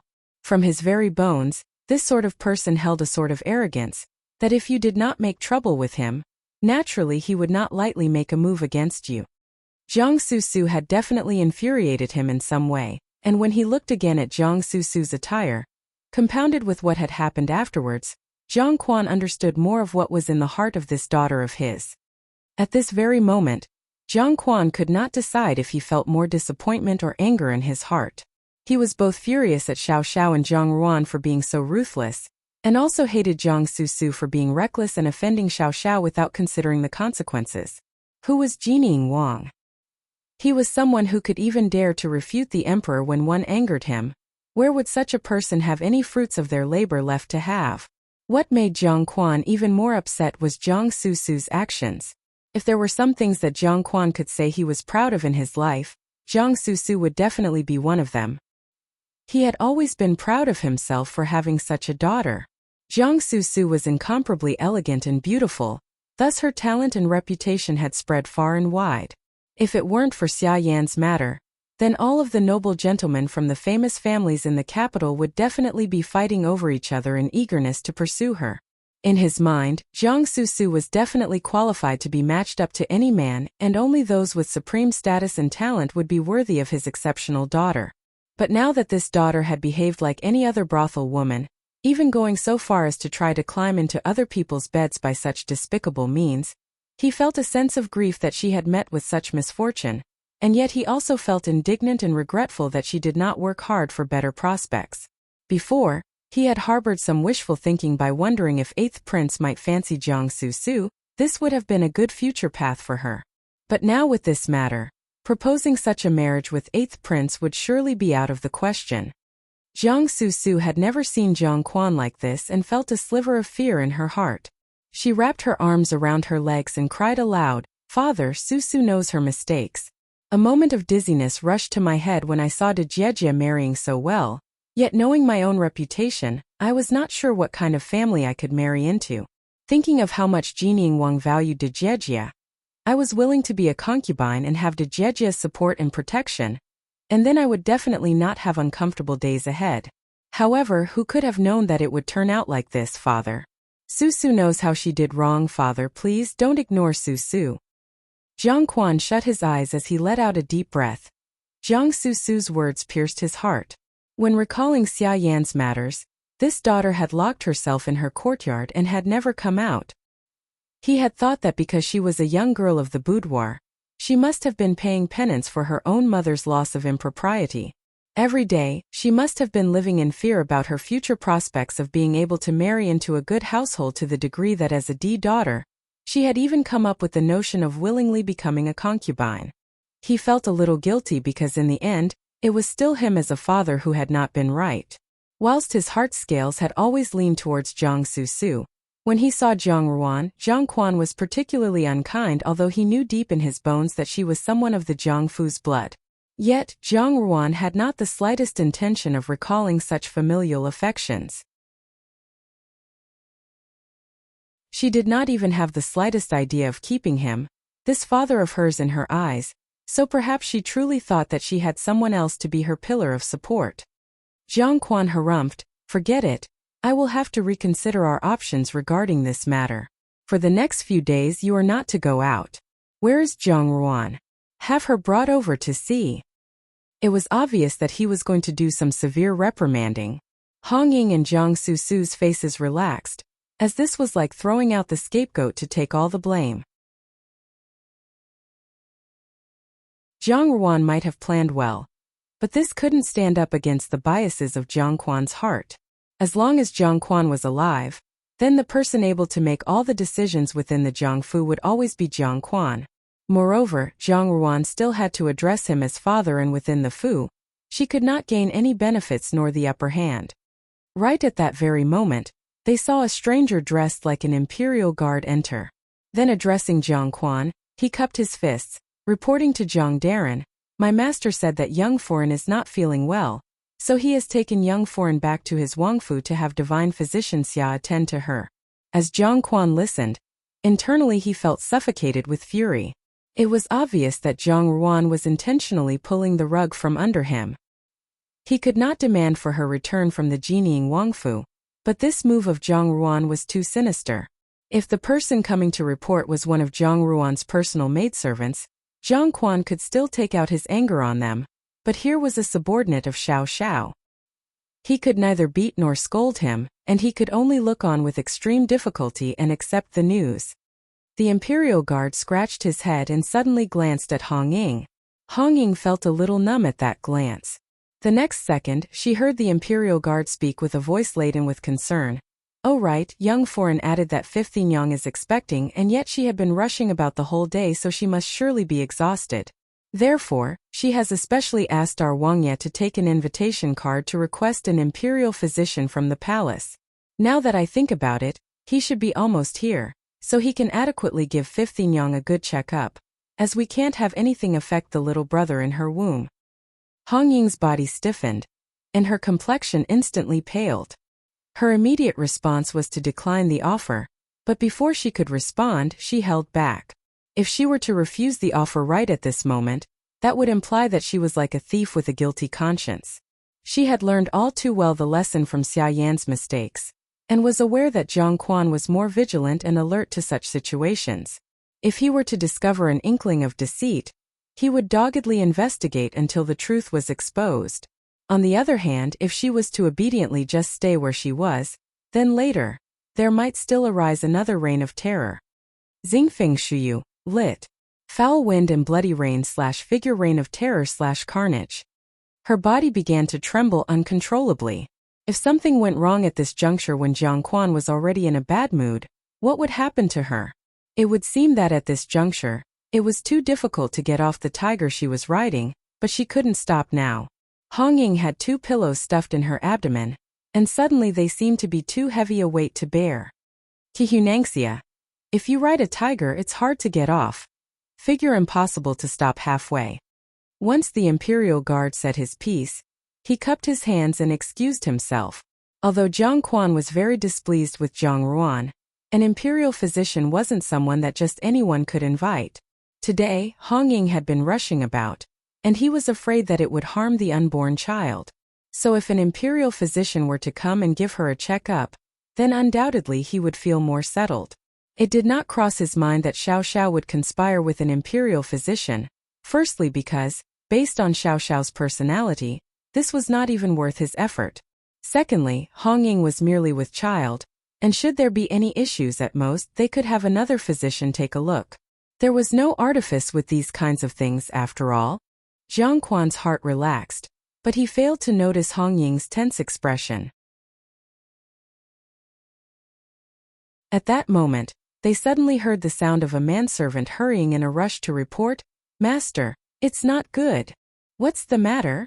With the myriad of situations happening today, Jiang Quan was already hard-pressed and under heaps of pressure, and felt a rising sense of things going out of his control. To hear such reported words, he barked in annoyance. Jayatulani. Lit. Badly burned about the head from trying to put out a fire. Figure. Hard-pressed/under pressure, from a heavy workload, creditors etc. The manservant was startled and gave Jiang Quan a timid look before whispering, "There is a large group of people outside, some are beating drums and others the gong. Also, they are carrying betrothal gifts and giving out sweets for the happy occasion. They said that they have seen the body of Second Miss, so are willing to be Second Miss's husband, and henceforth will be aligned with the Jiang Fu and will become in-laws." What?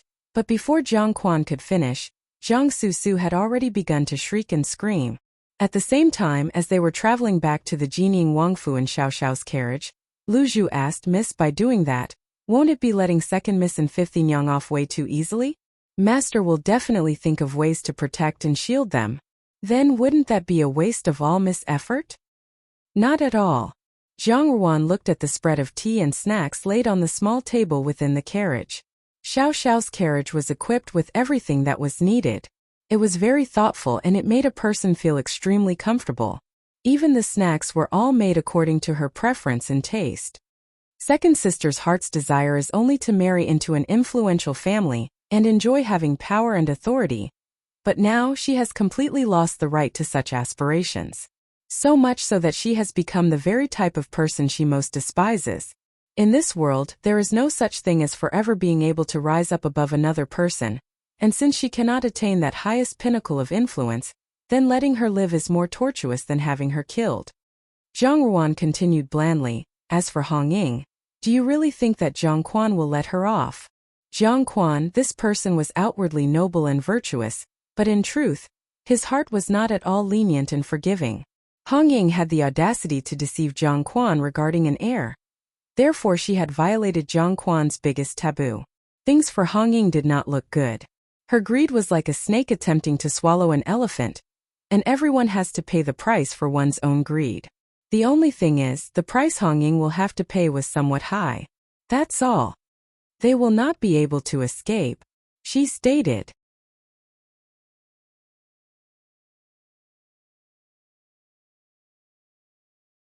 Chapter 166. Chapter 166. Self-inflicted sin. There are no impenetrable walls in the world, especially not when a lady was seen almost naked in public and was from a noble family. Rumors flew thick and fast throughout the capital. However, when it rained, it poured. The heavens seemed to think that the Jiangfu hadn't suffered enough before another piece of gossip soon emerged. Within the Jining Wangfu, Zhang Ruan sat at a table enjoying top-grade purple bamboo shoot tea and peony tea cakes with cream, which were sweet but not so cloying that it would irritate the senses. The Jining Wangfu employed only the best chefs. The food they made was simple yet exquisite, and even the imperial palace wasn't able to reach such a level. The Wangfu's servants had mentioned to Lu Zhu that the late Prince Jining was a man who knew how to enjoy life, and so had carefully selected these chefs from many different places. But after he and his wife passed on, the manor fell to Xiao Xiao, whose nature and taste ran to the simpler side, and the chefs became useless despite their skills. But now that a young lady had finally come, they all wanted to get into her good graces in the hopes of having more opportunities to show off their skills. 2022 Purple Bamboo Shoot TZ Sun Cha Juzhong Green Tea Lu Tea and Art Shop. Purple Bamboo Shoot Sissen. Although this reason sounded a little ridiculous, Lu Zhu still gradually relaxed, because through this the servants revealed their true thoughts, that is, they sincerely took Zhang Ruan as their future mistress. The biggest worry for the maids had been the servants, because although Xiao Xiao himself hadn't said anything, Zhang Ruan was marrying into a higher social class with this marriage. However, no one in the Jining Wangfu treated her with any less respect than she deserved. Lian Xiao walked in with a smile as Zhang Ruan sipped her tea. Mississippi. Zhang Ruan hummed in reply as Lian Xiao put freshly picked flowers in a vase painted with gold accents. Although the Jining Wangfu was magnificent, it always felt a little lacking, perhaps due to Xiao Xiao's cold temperament. It was fine when Xiao Xiao was alone because he didn't care about his material possessions, but now that Zhang Ruan was going to spend her future days here, Lian Xiao wondered how she could add some color to the place. After all, the minds of men and women were different. For example, just adding a few stalks of flowers brought a sense of liveliness to the place. "Miss," Lian Xiao said as she arranged the flowers, "I heard something interesting outside. Guess what it is?" Although she tried to keep calm, she couldn't help but reveal her joy. Zhang Ruan glanced sideways at her. Something happened to Fifth Yang. "Miss, you're amazing." After a stunned pause, Lian Xiao ran in front of Zhang Ruan and blinked innocently. "That's right. I heard it as soon as I went out because everyone is talking about it. They are saying that Master kicked Fifth Yang and made her miscarry." "A miscarriage?" Something flashed across Zhang Ruan's face. "It's a long story." Lian Xiao sat on a nearby stool, visibly excited, like a storyteller performing at a restaurant. "I heard that because Fifth Yang was busy all day yesterday, Master invited an imperial physician to look at her.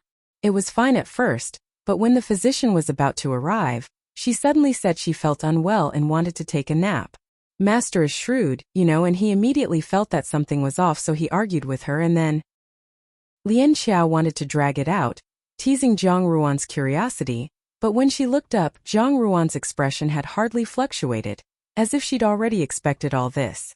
She rubbed her nose in frustration and continued, "And then 2 big cotton pillows fell out of her belly."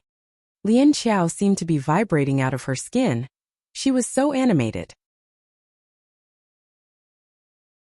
When Master realized she'd lied to him, with a flurry of actions faster than his words, he gave her a hard kick, and then Lian Xiao coughed. "This is the important bit." Fifth Yang screamed and said wretchedly, "You're so heartless, how can you treat me like this?" To which Master replied, "Inger, I was absolutely sincere. Yet you were not. My heart is broken." "Stop, stop, stop," Zhang Ruan rubbed her forehead. From the way Lian Xiao spoke, you'd be forgiven for thinking that she saw everything happen with her own eyes. If she continued, no doubt everyone in the manor would come to listen, and they wouldn't even need to pay for the privilege. No need to continue like this, she said. Although feeling regretful that she couldn't exert her talent as a storyteller, Lian Xiao nonetheless summarized honestly. However, after Master kicked her, Fifth Yin bled, and the imperial physician arrived to examine Fifth Yin. This time Master was truly furious because his one kick got rid of a child in her belly. She really was pregnant, not even 3 months along. Zhang Ruan fell into thought for a while before she said, I see. It turned out that with an imperial physician's imminent arrival, even a normally calm person like Hong Ying would become agitated, and agitated people had a tendency to make stupid decisions. If Hong Ying had minded herself as usual, she would have never made this kind of mistake. It was probably only because she was so nervous that she made such a clumsy excuse. And even though Jiang Quan favored Hong Ying, he wasn't an idiot. That said, he'd become much more sensitive to matters regarding his heir after the incident with Xia Yan. Therefore, how could he not become angry when Hong Ying acted so suspiciously? There was no way for him to swallow his anger, not when he'd been deceived by his women one after another, so no matter how much he usually doted upon Hong Ying, it was impossible for him to forgive her this time. But who would have guessed that she really was pregnant? Hong Ying likely didn't know it herself and had initially thought it was a fluke. Perhaps it was because she'd been successful before when she had used strong drugs to imitate a false pregnancy that she didn't recognize a real pregnancy this time. However, this time she truly was, and it was lost with a single kick from Jiang Quan. The imperial physician who examined Hong Ying didn't keep his mouth shut at all, and he told his colleagues everything that happened, perhaps thinking that the Jiang family was perfect gossip fodder. There were so many physicians within the palace from many different backgrounds, both noble and peasant, that before long, the news that Jiang Quan caused his own concubine to miscarry with a kick spread throughout the capital. No one from the highest office to the lowest laborer didn't know about it. Zhang Ruan lowered her eyes. At this time in her previous life, Hong Ying had been ruthlessly declawed by Xia Yan, with no chance of having any offspring. If she hadn't grown greedy in this life, perhaps she could have lived well for a time, but now her hopes for a prosperous future were ruined. Jiang Quan would never show mercy for a woman who made him into a joke, and her fate was no longer in doubt. However, the one suffering the most must be Jiang Quan himself. With Jiang Chao estranged and few other sons in the Jiang family, he placed great importance on the child within Hong Ying's belly. Yet now they were dead by his own hand. It must be a huge blow to someone like him. Miss, that's not all, Lian Xiao said. Fifth Yin has ended up like this, but second miss isn't any better. Ever since noon yesterday, there have been a lot of people crowding around the Fu's gates asking to marry her, saying that they will take responsibility for seeing her body. But they won't leave no matter what, even when guards come to the rescue, and they lay at the door crying, saying that the Jiang Fu doesn't care about human life. Master is furious, but is apologizing to everyone by saying that second miss will be sent to a temple to become a Buddhist nun. Second miss fainted when she heard about this and then argued with him for a long while, but he hasn't relented. Today, Master sent her to a temple 100 miles away, and rumors say that he might really want her to become a real nun. Becoming a nun is letting her off easy, Lian Xiao said angrily. We should make her marry those people instead. But Master has always loved second miss, so it would be surprising if he let her ruin her life like this. How can that be? Zhang Ruan replied lightly. Lian Xiao looked up when she heard her strange tone, only to be shocked by the indifference in her eyes. He's doing his best to pave the way for second sister. Wasn't that right? If Jiang Susu married one of those street ruffians, her life would truly be ruined. However, if she shaved her hair instead and became a nun, it would not only save the Jiang Fu's face, she would also have a new life and not be present for her face to be trampled upon all the time. Once she distanced herself from the secular world of the capital, Jiang Susu would eventually fade from people's memories, until there was an opportunity for her to return to the capital again. And as for when, that would obviously be when the succession struggle settled, once the current emperor had died, and a new emperor ascended the throne. Thus, in the end, Xian Li's great cause would finally be complete. Jiang Quan would be richly rewarded when that happened, and when he had fame, fortune and power at his fingertips, who would care about Jiang Susu's past? He made a good move. Be it the past or the present, Jiang Quan had always done his best to give this daughter of his a smooth life. Jiang Susu once said that she couldn't stand even a grain of sand in her eyes. In this life, Jiang Susu was the sand in Jiang Ruan's eyes, so now she was ruthless and hated seeing this act of filial piety between father and daughter the most. Jiang Quan might have made a good move, but she just didn't want to cooperate. Lian Xiao, you go find Jin Air, Jiang Ruan said as she lowered her gaze, and tell him I want his help with something. The Wangfu's hidden guards Jin Air and Jin San couldn't be too far from Jiang Ruan. Lian Xiao made a sound in response, then asked, "What do you want Jin Air to do, miss?" Lian Xiao searched for Jin Air outside for a long time without spotting him, but she did see a somewhat familiar figure wearing a guard uniform in the distance. Although she couldn't remember where exactly they had met, they were nonetheless a subordinate of Xiao Xiao. She approached them and asked, "Excuse me, do you know where Jin Air is?" They turned around, revealing sword-like eyebrows on a handsome man's face. He stared at Lian Xiao for such a long time that she began to feel strange, and her spirited personality soon revealed itself as she raised her eyebrows. "What are you looking at?" "So it was you talking inside just now," the man commented, and although there was nothing strange in his expression, his words contained some ridicule. Lian Xiao stiffened, then retorted angrily, "What's it to you? You even eavesdropped. Just wait until I tell my miss, and when Wangya knows, let's see how he deals with you." This man was none other than Yi Feng.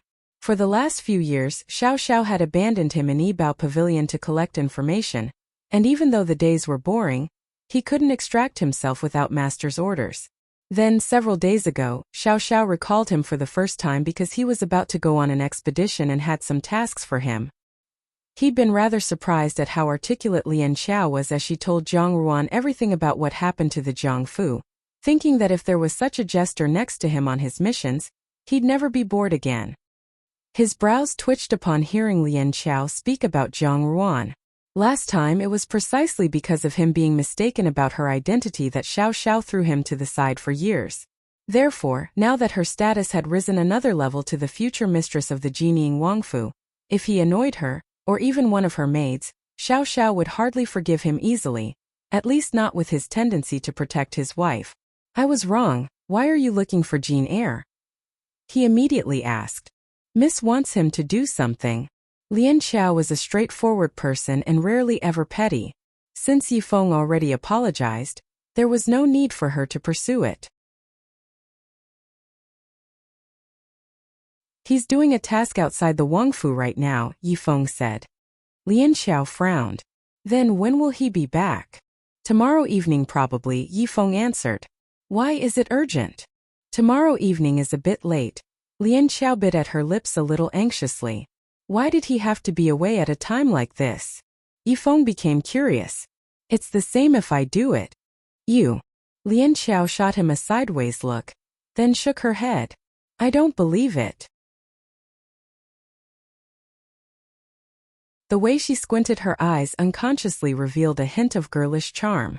The maids around Jiang Ruan were quite outstanding in appearance, Bai Ji was dignified, Lian Xiao was feisty, Lu Zhu was quick-witted, and Tianzhu was calm and steady, and each had their own special characteristics.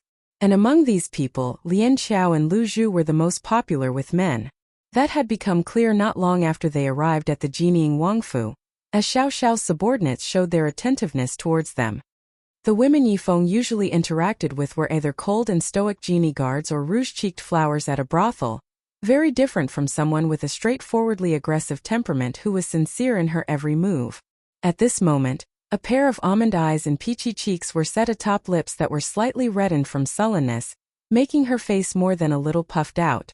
Yi Feng's heart suddenly moved, giving rise to a uniquely youthful competitive urge, and he snatched up Lian Xiao's wrist without waiting for her to speak. "You don't believe it? I'll make you believe it." Saying so, he dragged her along as he jumped out of the courtyard, ignoring her panicked shrieking. Up on the roof, Jean San spat out the blade of grass in her mouth and said a single word, "Idiot." Jean Si, pouting, patted her sleeve. "Come on, time to work." It was said that on Inyun Ding, trees grew in place of grass, muddy trails crisscrossed the slopes, and carriages caused dirty water to splash up in their wake. The sky was gradually darkening, Yet the travelers were still far from their destination with nowhere to rest for the night. Thus this convoy's passengers were destined to camp outside. Even so, the carriage was richly decorated, at least from the outside, and the driver was also experienced. For the entire journey, he'd very considerately minimized the bumping and swaying as much as possible. "Let's make camp here," the head guard said. Inside the carriage, Jiang Susu had a pale yet indifferent mien. When Qing Ting saw this, she comforted her in a soft voice. "It's already late. Miss, let's rest here and drink some soup." Ever since Jiang Susu sold who died to the kiln because of that placenta incident, she hadn't promoted any of her second-ranked maids, leaving an empty spot for a first-rank maid next to her. Therefore, only Qing Ting served at her side. Qing Ting was also Jiang Susu's confidant. She was loyal and would sometimes help give ideas, but never thought that Jiang Susu would one day fall to such a stage. Nonetheless, she was a maid, and naturally had to share weal and woe with her mistress, even if that meant going to a temple and becoming a nun. But Qing Ting also understood that Jiang Quan's many years of affection towards Jiang Susu weren't false, and that this journey to the temple was part of his plan. After all, it was useless for Jiang Susu to stay in the capital after her reputation was ruined. They only needed to wait for the rumors to subside before finding an opportunity to bring her back to start afresh. Qing Ting had tried to persuade Jiang Susu with this reasoning, but nothing worked. Last night Jiang Quan had drugged Jiang Susu's food, and she woke inside the carriage this morning, still weak and fatigued but energetic enough to angrily scold Qing Ting. Gradually, she went from being on the verge of collapse to calmness, but her expression was strangely cold. Qing Ting didn't dwell on it. She only thought that Jiang Susu had thought it through and realized the benefits of this course of action, and moreover, she was just relieved that she wasn't making trouble. Jiang Susu glanced at the soup Qing Ting handed over. "I know, but let the guards stay further away. I don't want to be around those servants." After thinking for a moment, Qing Ting went out and ordered the guards to retreat a little further away. After all, there wasn't much danger here, and even if there was, they could handle it in time. By the time she returned to the carriage, Jiang Susu had already finished the soup. "It's been hard, you have some too," Jiang Susu said. Qing Ting gave Jiang Susu a flattered look. Although she was Jiang Susu's confidant and was treated generously, Jiang Susu inherently considered herself a superior being who didn't even respect Jiang Ruan, let alone a servant. It was extraordinarily unusual for her to speak so peaceably to Qing Ting. "No need to look at me like that," Jiang Susu said as she lowered her head. "Now, I'm just a temple nun, not a nobleman's daughter. There is no difference in our status." When Qing Ting heard this, she knew that Jiang Susu still hated the circumstances. "Please don't say that. Miss, it's just a temporary hardship, but you're still the daughter of the Jiang Fu. I will always be your servant." Jiang Susu smiled thinly. "You've spoken very well. Drink some soup, you've also suffered with me today." It wasn't easy for Qing Ting to refuse her repeated entreaties, so she lifted the bowl and drank. Only afterwards did she see Jiang Susu staring at her unblinkingly. With goosebumps tingling her flesh, she asked in a tiny voice, "Do you have any orders, miss?" Jiang Susu let out a sigh. "Qing Ting, am I beautiful?" "Miss is naturally beautiful, so beautiful that no one in the capital can say otherwise," Qing Ting said. This wasn't flattery. Jiang Susu was born pretty, and only became more so after practicing seduction techniques. "If I'm so beautiful, how can I become a nun?" Jiang Susu suddenly flung back. "Miss," Qing Ting was stunned. "I won't be a nun," Jiang Susu declared with her lips twisted into a weird smile. "I'm so beautiful, of course I can find somewhere to take refuge with and receive the highest honors. How can a face like mine be wasted?" Feeling uneasy at Jiang Susu's strangeness, Qing Ting tried to speak, but unexpectedly felt her mind become wrapped in fog. She staggered, and falteringly supported herself on the carriage's little table. "Miss, you drugged it." "I won't be a nun," Jiang Susu smiled. Qing Ting understood what she planned to do. She mustered her energy to shout, "Help!" The voice abruptly stopped. Her eyes widened as she stared at Jiang Susu in disbelief.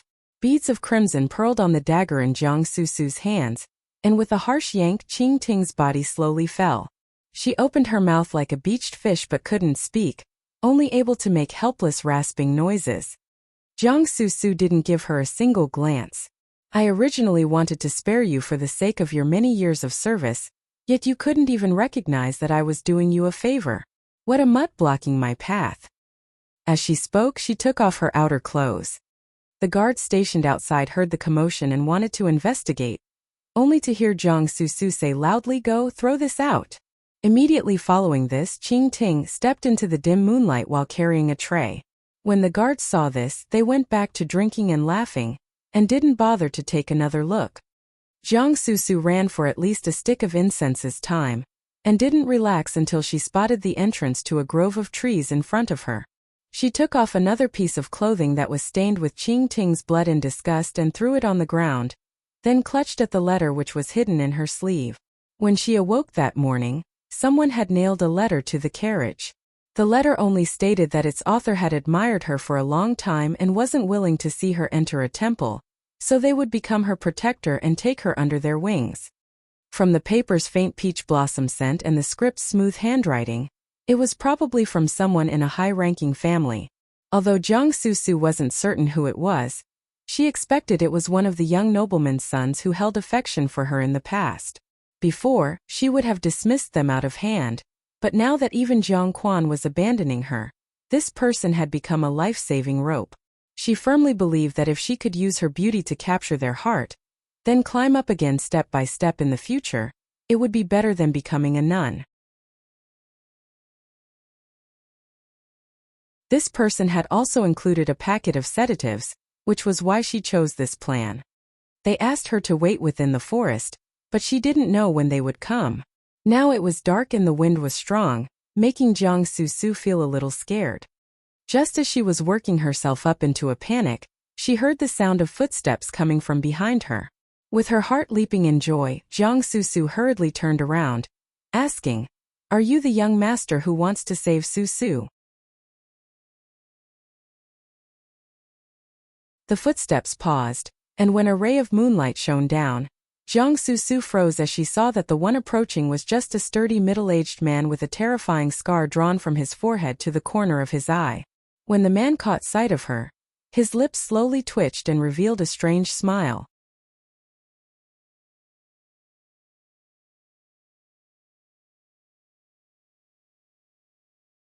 Chapter 167.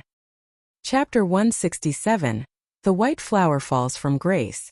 At the sight of him, Jiang Su's heart instantly chilled. "Who are you?" she asked as she backed away. The man chuckled roguishly.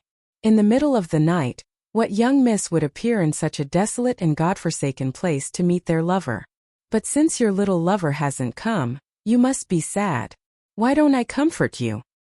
Jiang Su was startled because she knew that this person wasn't the one who sent the letter. Her legs couldn't help but tremble at this man in coarse clothes who was obviously a vicious brute. Nonetheless, she forced herself to calm down and then demanded, "What do you want to do? Do you know who I am? My father is a high-ranking official in the capital. Take advantage of this opportunity while my guards aren't here and scram." The man spat. He didn't move but instead sneered. Scarfacely has never let anything he wants fly away. An official from the capital? Can an official from the capital raise such a shameless girl? You think I don't know? Young miss, even if you say you're a princess or whatever, I can still do whatever I want to your body. When she realized that this person was dead set on exploiting the situation and the young master who sent the letter still hadn't arrived, Jiang Su fell into a panic. She turned on her heel and ran. "Help, save me," she shouted as loudly as she could. But who could come to her rescue in this desolate place? Earlier, she'd run for a long time to throw off the guards, and over the vast distance, her voice only spread so far before dissipating. Then suddenly, something yanked her backwards and a harsh slap fell on her face. This person wasn't Jiang Quan, so there was no chance that he'd go easy on her. Jiang Su was struck so hard that she saw stars and blood dripped from the corner of her mouth. The man examined her from top to bottom, then grinned.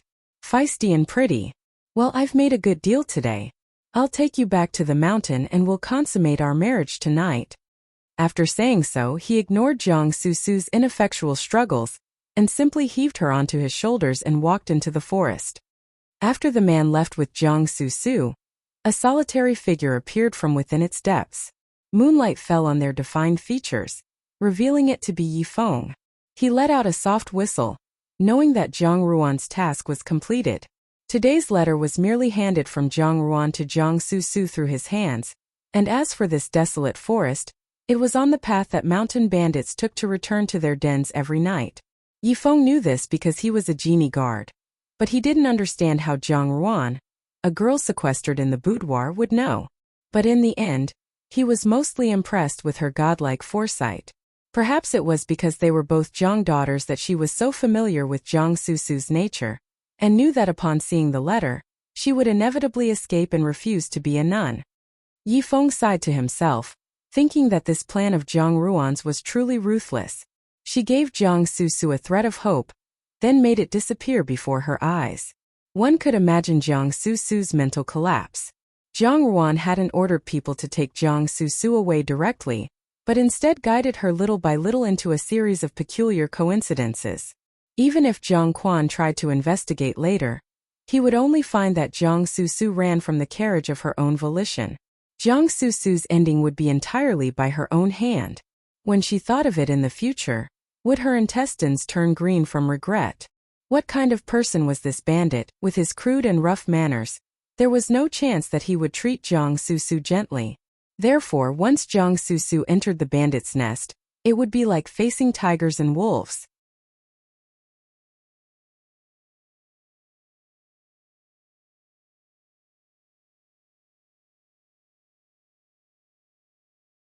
On an ink-like dark night, deep within the forests and mountains, there was a village where human voices arose, accompanied by the vulgar sounds of scolding wives. A group of shirtless men were squatting around a doorway with some wine jugs scattered on the ground.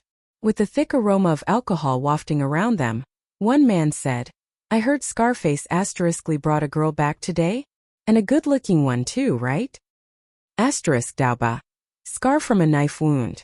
They have used it as a nickname." Oh. The group consisted of middle-aged men, all with fierce appearances more or less scarred by blades.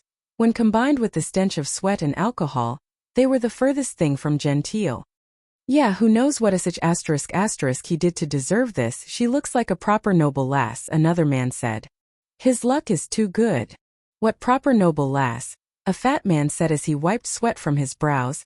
"I heard that Scarfacely ran into her while she was waiting for her lover. Meeting for a private tryst like that, how clean can she be?" He showed a wretched smile. This is just him trying out something fresh and new. Once the novelty wears off and he gets tired of her, we'll also get a piece of the action. When the others heard this, they all revealed knowing smiles. This was a deeply hidden mountain bandits' den almost entirely populated by strong men like them, with not a single elder or child. Of course, there were also some women abducted from outside, but they had no status here and were more akin to objects to be passed around at will. Sometimes they were even made to cater to many men at once. Women didn't last long in this village because no one could endure such torment for long. Thus everyone was used to making periodic trips down the mountain to bring back more women. However, it was indeed rare to see a truly high-quality girl like the one today. So everyone was jealous of Scarfacely, and grumbled a bit as they sat around together. In a dilapidated house in the village, once the intriguing sound passed, there was a smack, and someone used a torch to light an oil lamp.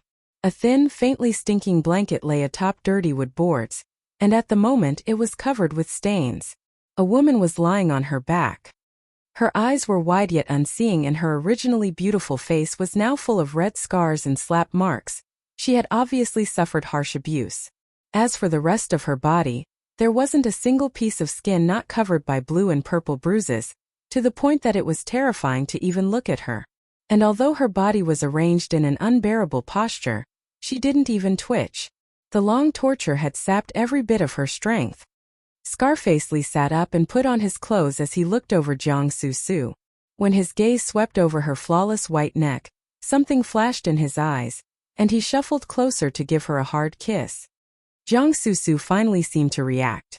She stutteringly shifted her head away, then angrily spat at Scarfacely. Scarfacely instantly slapped her in retaliation. The brutish man's strength was surprisingly great, and the slap turned her head violently to the side as sweat-dampened hair stuck to her cheeks. A salty taste once again filled her mouth. "You bit *H, you still refuse to take the easy way, huh?"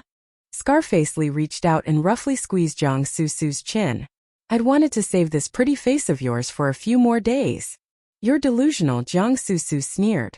Even now her attitude hadn't softened, and she only hated that she couldn't peel Scarfacely's skin off while he was alive and eat his flesh. "When my father finds me, he won't let you go." The hatred in Jiang Susu's eyes enraged Scarfacely, and he slapped her again without hesitation. "Still dreaming? There has been no shortage of ladies from noble families here. I don't think you're awake yet. Now that you've given your body to me, do you think your official father will tolerate and accept you even if he does find you? Rich people are the most selfish people. I've seen it a lot. At most they'll pretend not to know you. But you still dare to get all pretentious with me. It would seem that you don't have a very good memory." After speaking, he snorted coldly, picked up his clothes from the table, and walked out the door without another glance at Jiang Susu.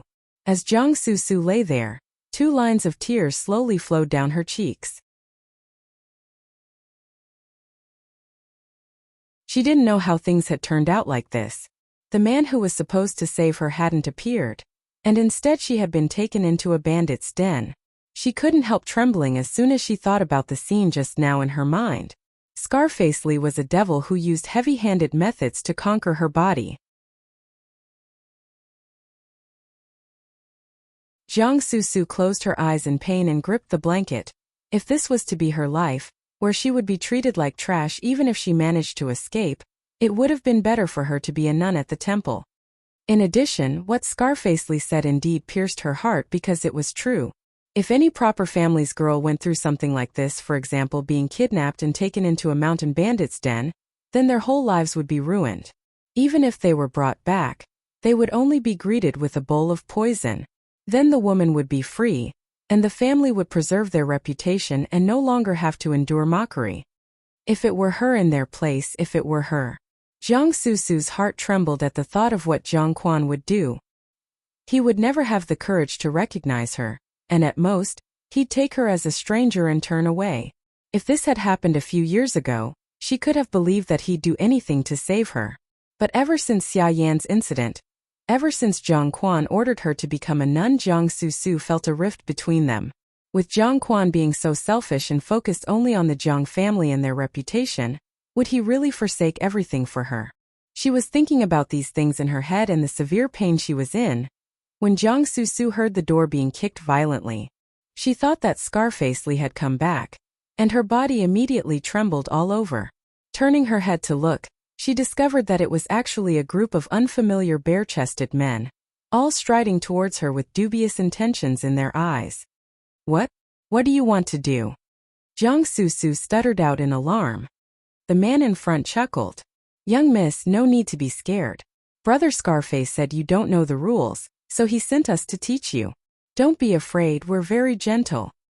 No, Jiang Susu wanted to run, but after being tossed around by Scarfacely, she hardly had any strength left, so how could she still struggle? She was soon pinned under their bodies. Fateful encounters could happen anywhere. For example, now in a secluded corner of the palace, namely, the 13th prince's residence, Xianpei stood with his hands behind his back and looked coldly at the palace maid kneeling on the ground before him. The surrounding eunuchs and maids, usually so arrogant, didn't dare to lift their heads. The kneeling maid cried and begged, "Your Highness, this slave was only momentarily possessed. I'll never do it again. Your Highness, please spare me. For the sake of my many years of service, please spare me." 2 palace maids stood with lanterns at each side in the dark night. Amid the play of light and shadow, the tender youth's face became deep. The more they looked, the more the scatterbrained young lad of the rumors faded away, revealing a pair of still, unwavering eyes beneath a delicate and sweet facade. When the maid lifted her head and met his eyes, she was instantly stunned by their apathy. He seemed like a demon who had crawled out from the underworld to claim the life of a murderer. Xianpei gave her a slow look. Really? It is precisely because you followed me for so long that if I am lenient, it would be impossible to uphold standards in the future. Imperial father values discipline the most. The maid glanced at him disbelievingly, not knowing if he was pretending to be stupid or not. If he was stupid, how could he so accurately identify her as spy? If he wasn't, and Xianpei knew she was from that person, how could he dare to punish her so easily? After having accompanied the incompetent 13th prince for so long, she thought that she'd always be able to control him and keep him firmly in her grasp, and so she'd hit and scolded him since he was young. Yet at some unknown time this child seemed to have changed into a different person. No longer did he cower behind people, but instead had become quite intimidating himself. It seemed that Xianpei began to change the day Zhang Ruan defended him in front of Princess He. The maid couldn't understand why such a small thing could change Xianpei. Or, from a different angle, the previous Xianpei was fake, and he used it as a pretext to tear away his mask. She looked up and examined Xianpei again, only to find to her surprise that she couldn't associate the youth before her to the child in her memories. Although the person in front of her wasn't fully grown yet, he already had a faintly imperial demeanor. Although his eyes were as clear as glass, it was impossible to see their depths. He always had a bright smile on his face, even when being rebuked.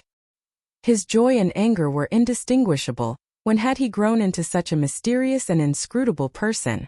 Xianpei gave a shallow smile to her look. So, it's not that this prince doesn't want to forgive you. It's just that my hands are truly tied.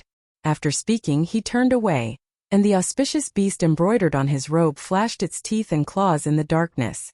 His voice floated along with a midnight breeze, carrying a young man's cruelty. Beat her to death. The palace maid suddenly understood. She screamed, "Your Highness, no, don't." Her mouth was immediately gagged, and a group of stout, older women emerged to drag her away sobbing and struggling. Everyone was silent as they watched their young prince calmly return to his seat beside the door. The eunuchs and maids in this courtyard were mixed, and there were few present who hadn't bullied Xianpei, but now they all pointed their noses towards their chests, not daring to speak a single word. After witnessing Xianpei's methods, how could they have any other thoughts? They only felt fear. The maid just now was Xianpei's personal maid, and had bullied him for many years. Although she could be considered a spy with a powerful backer, perhaps it was because she had been staying by his side for so long that she had assumed that he was incompetent and didn't have any future prospects, thus she began to act unbridled. However, Xianpei had started acting differently ever since he testified for Zhang Ruan, but this maid hadn't noticed a thing and was still overwhelmingly arrogant, not knowing that Xianpei would show his hand by dealing with her first. He only needed to find a random excuse to have her beaten to death. It wasn't as if no one had thought of protesting, but they thought that 13th prince was still a youthful boy with a soft heart, and no matter how his personal maid walked over him, she could appease him with just a few words until he forgave all offenses. Who knew that their little master could be so decisive and deal with her without batting an eye? As those within the courtyard pondered, some were happy and some tensed. Xianpei glanced at the people in the courtyard with a tiny smile. Everyone caught by those eyes were shocked by his aggressive aura, and didn't dare to look directly at him. "Since she is dead, you can take her place as my personal maid," Xianpei said slowly as he casually gestured at a fresh-faced maid in the crowd. That maid had only been assigned to his courtyard 2 days ago, and was a third-rank maid as well. Upon suddenly being elevated to first rank, she immediately bowed and said, "Your servant, Mingyu, thanks your highness for his favor." The second-rank maids in the courtyard had wanted to promote themselves for the role but hadn't expected to be supplanted by a newcomer, and were all discontent and wanted to protest. However, when faced with Xianpei's cold smile, they couldn't help but shiver, thinking that their young master was no longer someone they could push around. They could only suppress their resentments and forcibly hold themselves back. Xianpei waved his hand, then turned to Mingyu. "You follow me inside. Everyone else is dismissed." The servants glanced at each other in dismay, with a few maids glaring at Mingyu before they retreated. Xianpei went in and sat at the desk. Mingyu followed him inside, closed the door, then stood before him. Only then did Xianpei lift his head. "You were sent by Jining Wang." Mingyu nodded. Xianpei's brows furrowed into a frown. So nosy. The frown lent him a childish air, making him look more like a child having a tantrum. Mingyu thought a bit. It was Hong and Junju who thought that your highness lacked someone to do things, so master sent me. So it's her. Xianpei sat up straight. With his little body, it was a bit funny to see him sit on the rather large chair, but he was obviously in a good mood. I just knew that Jining Wang would never be so kind. It's still her who's thoughtful. If Xiao Xiao did it, it was nosy, but if Zhang Ruan did it, it was thoughtful. This difference was a bit big. Mingyu forced herself to hold back her laughter as she said, Your Highness and Junju have fate together. Your deportment and mannerisms just now were quite similar. Upon hearing this, Xianpei became even more happy. He smiled until his eyes squinted. Of course she's my... He abruptly stopped, then continued, my supporter. You're tuning in to the Li Mei's Wuxia Whispers YouTube channel. We're so grateful for your support. And don't forget to subscribe to join us on this incredible journey through captivating stories. Your generosity through donations truly makes a world of difference, as it's the primary source of revenue that allows me to expand and enhance this channel for you. Thank you from the bottom of my heart for being a part of this adventure.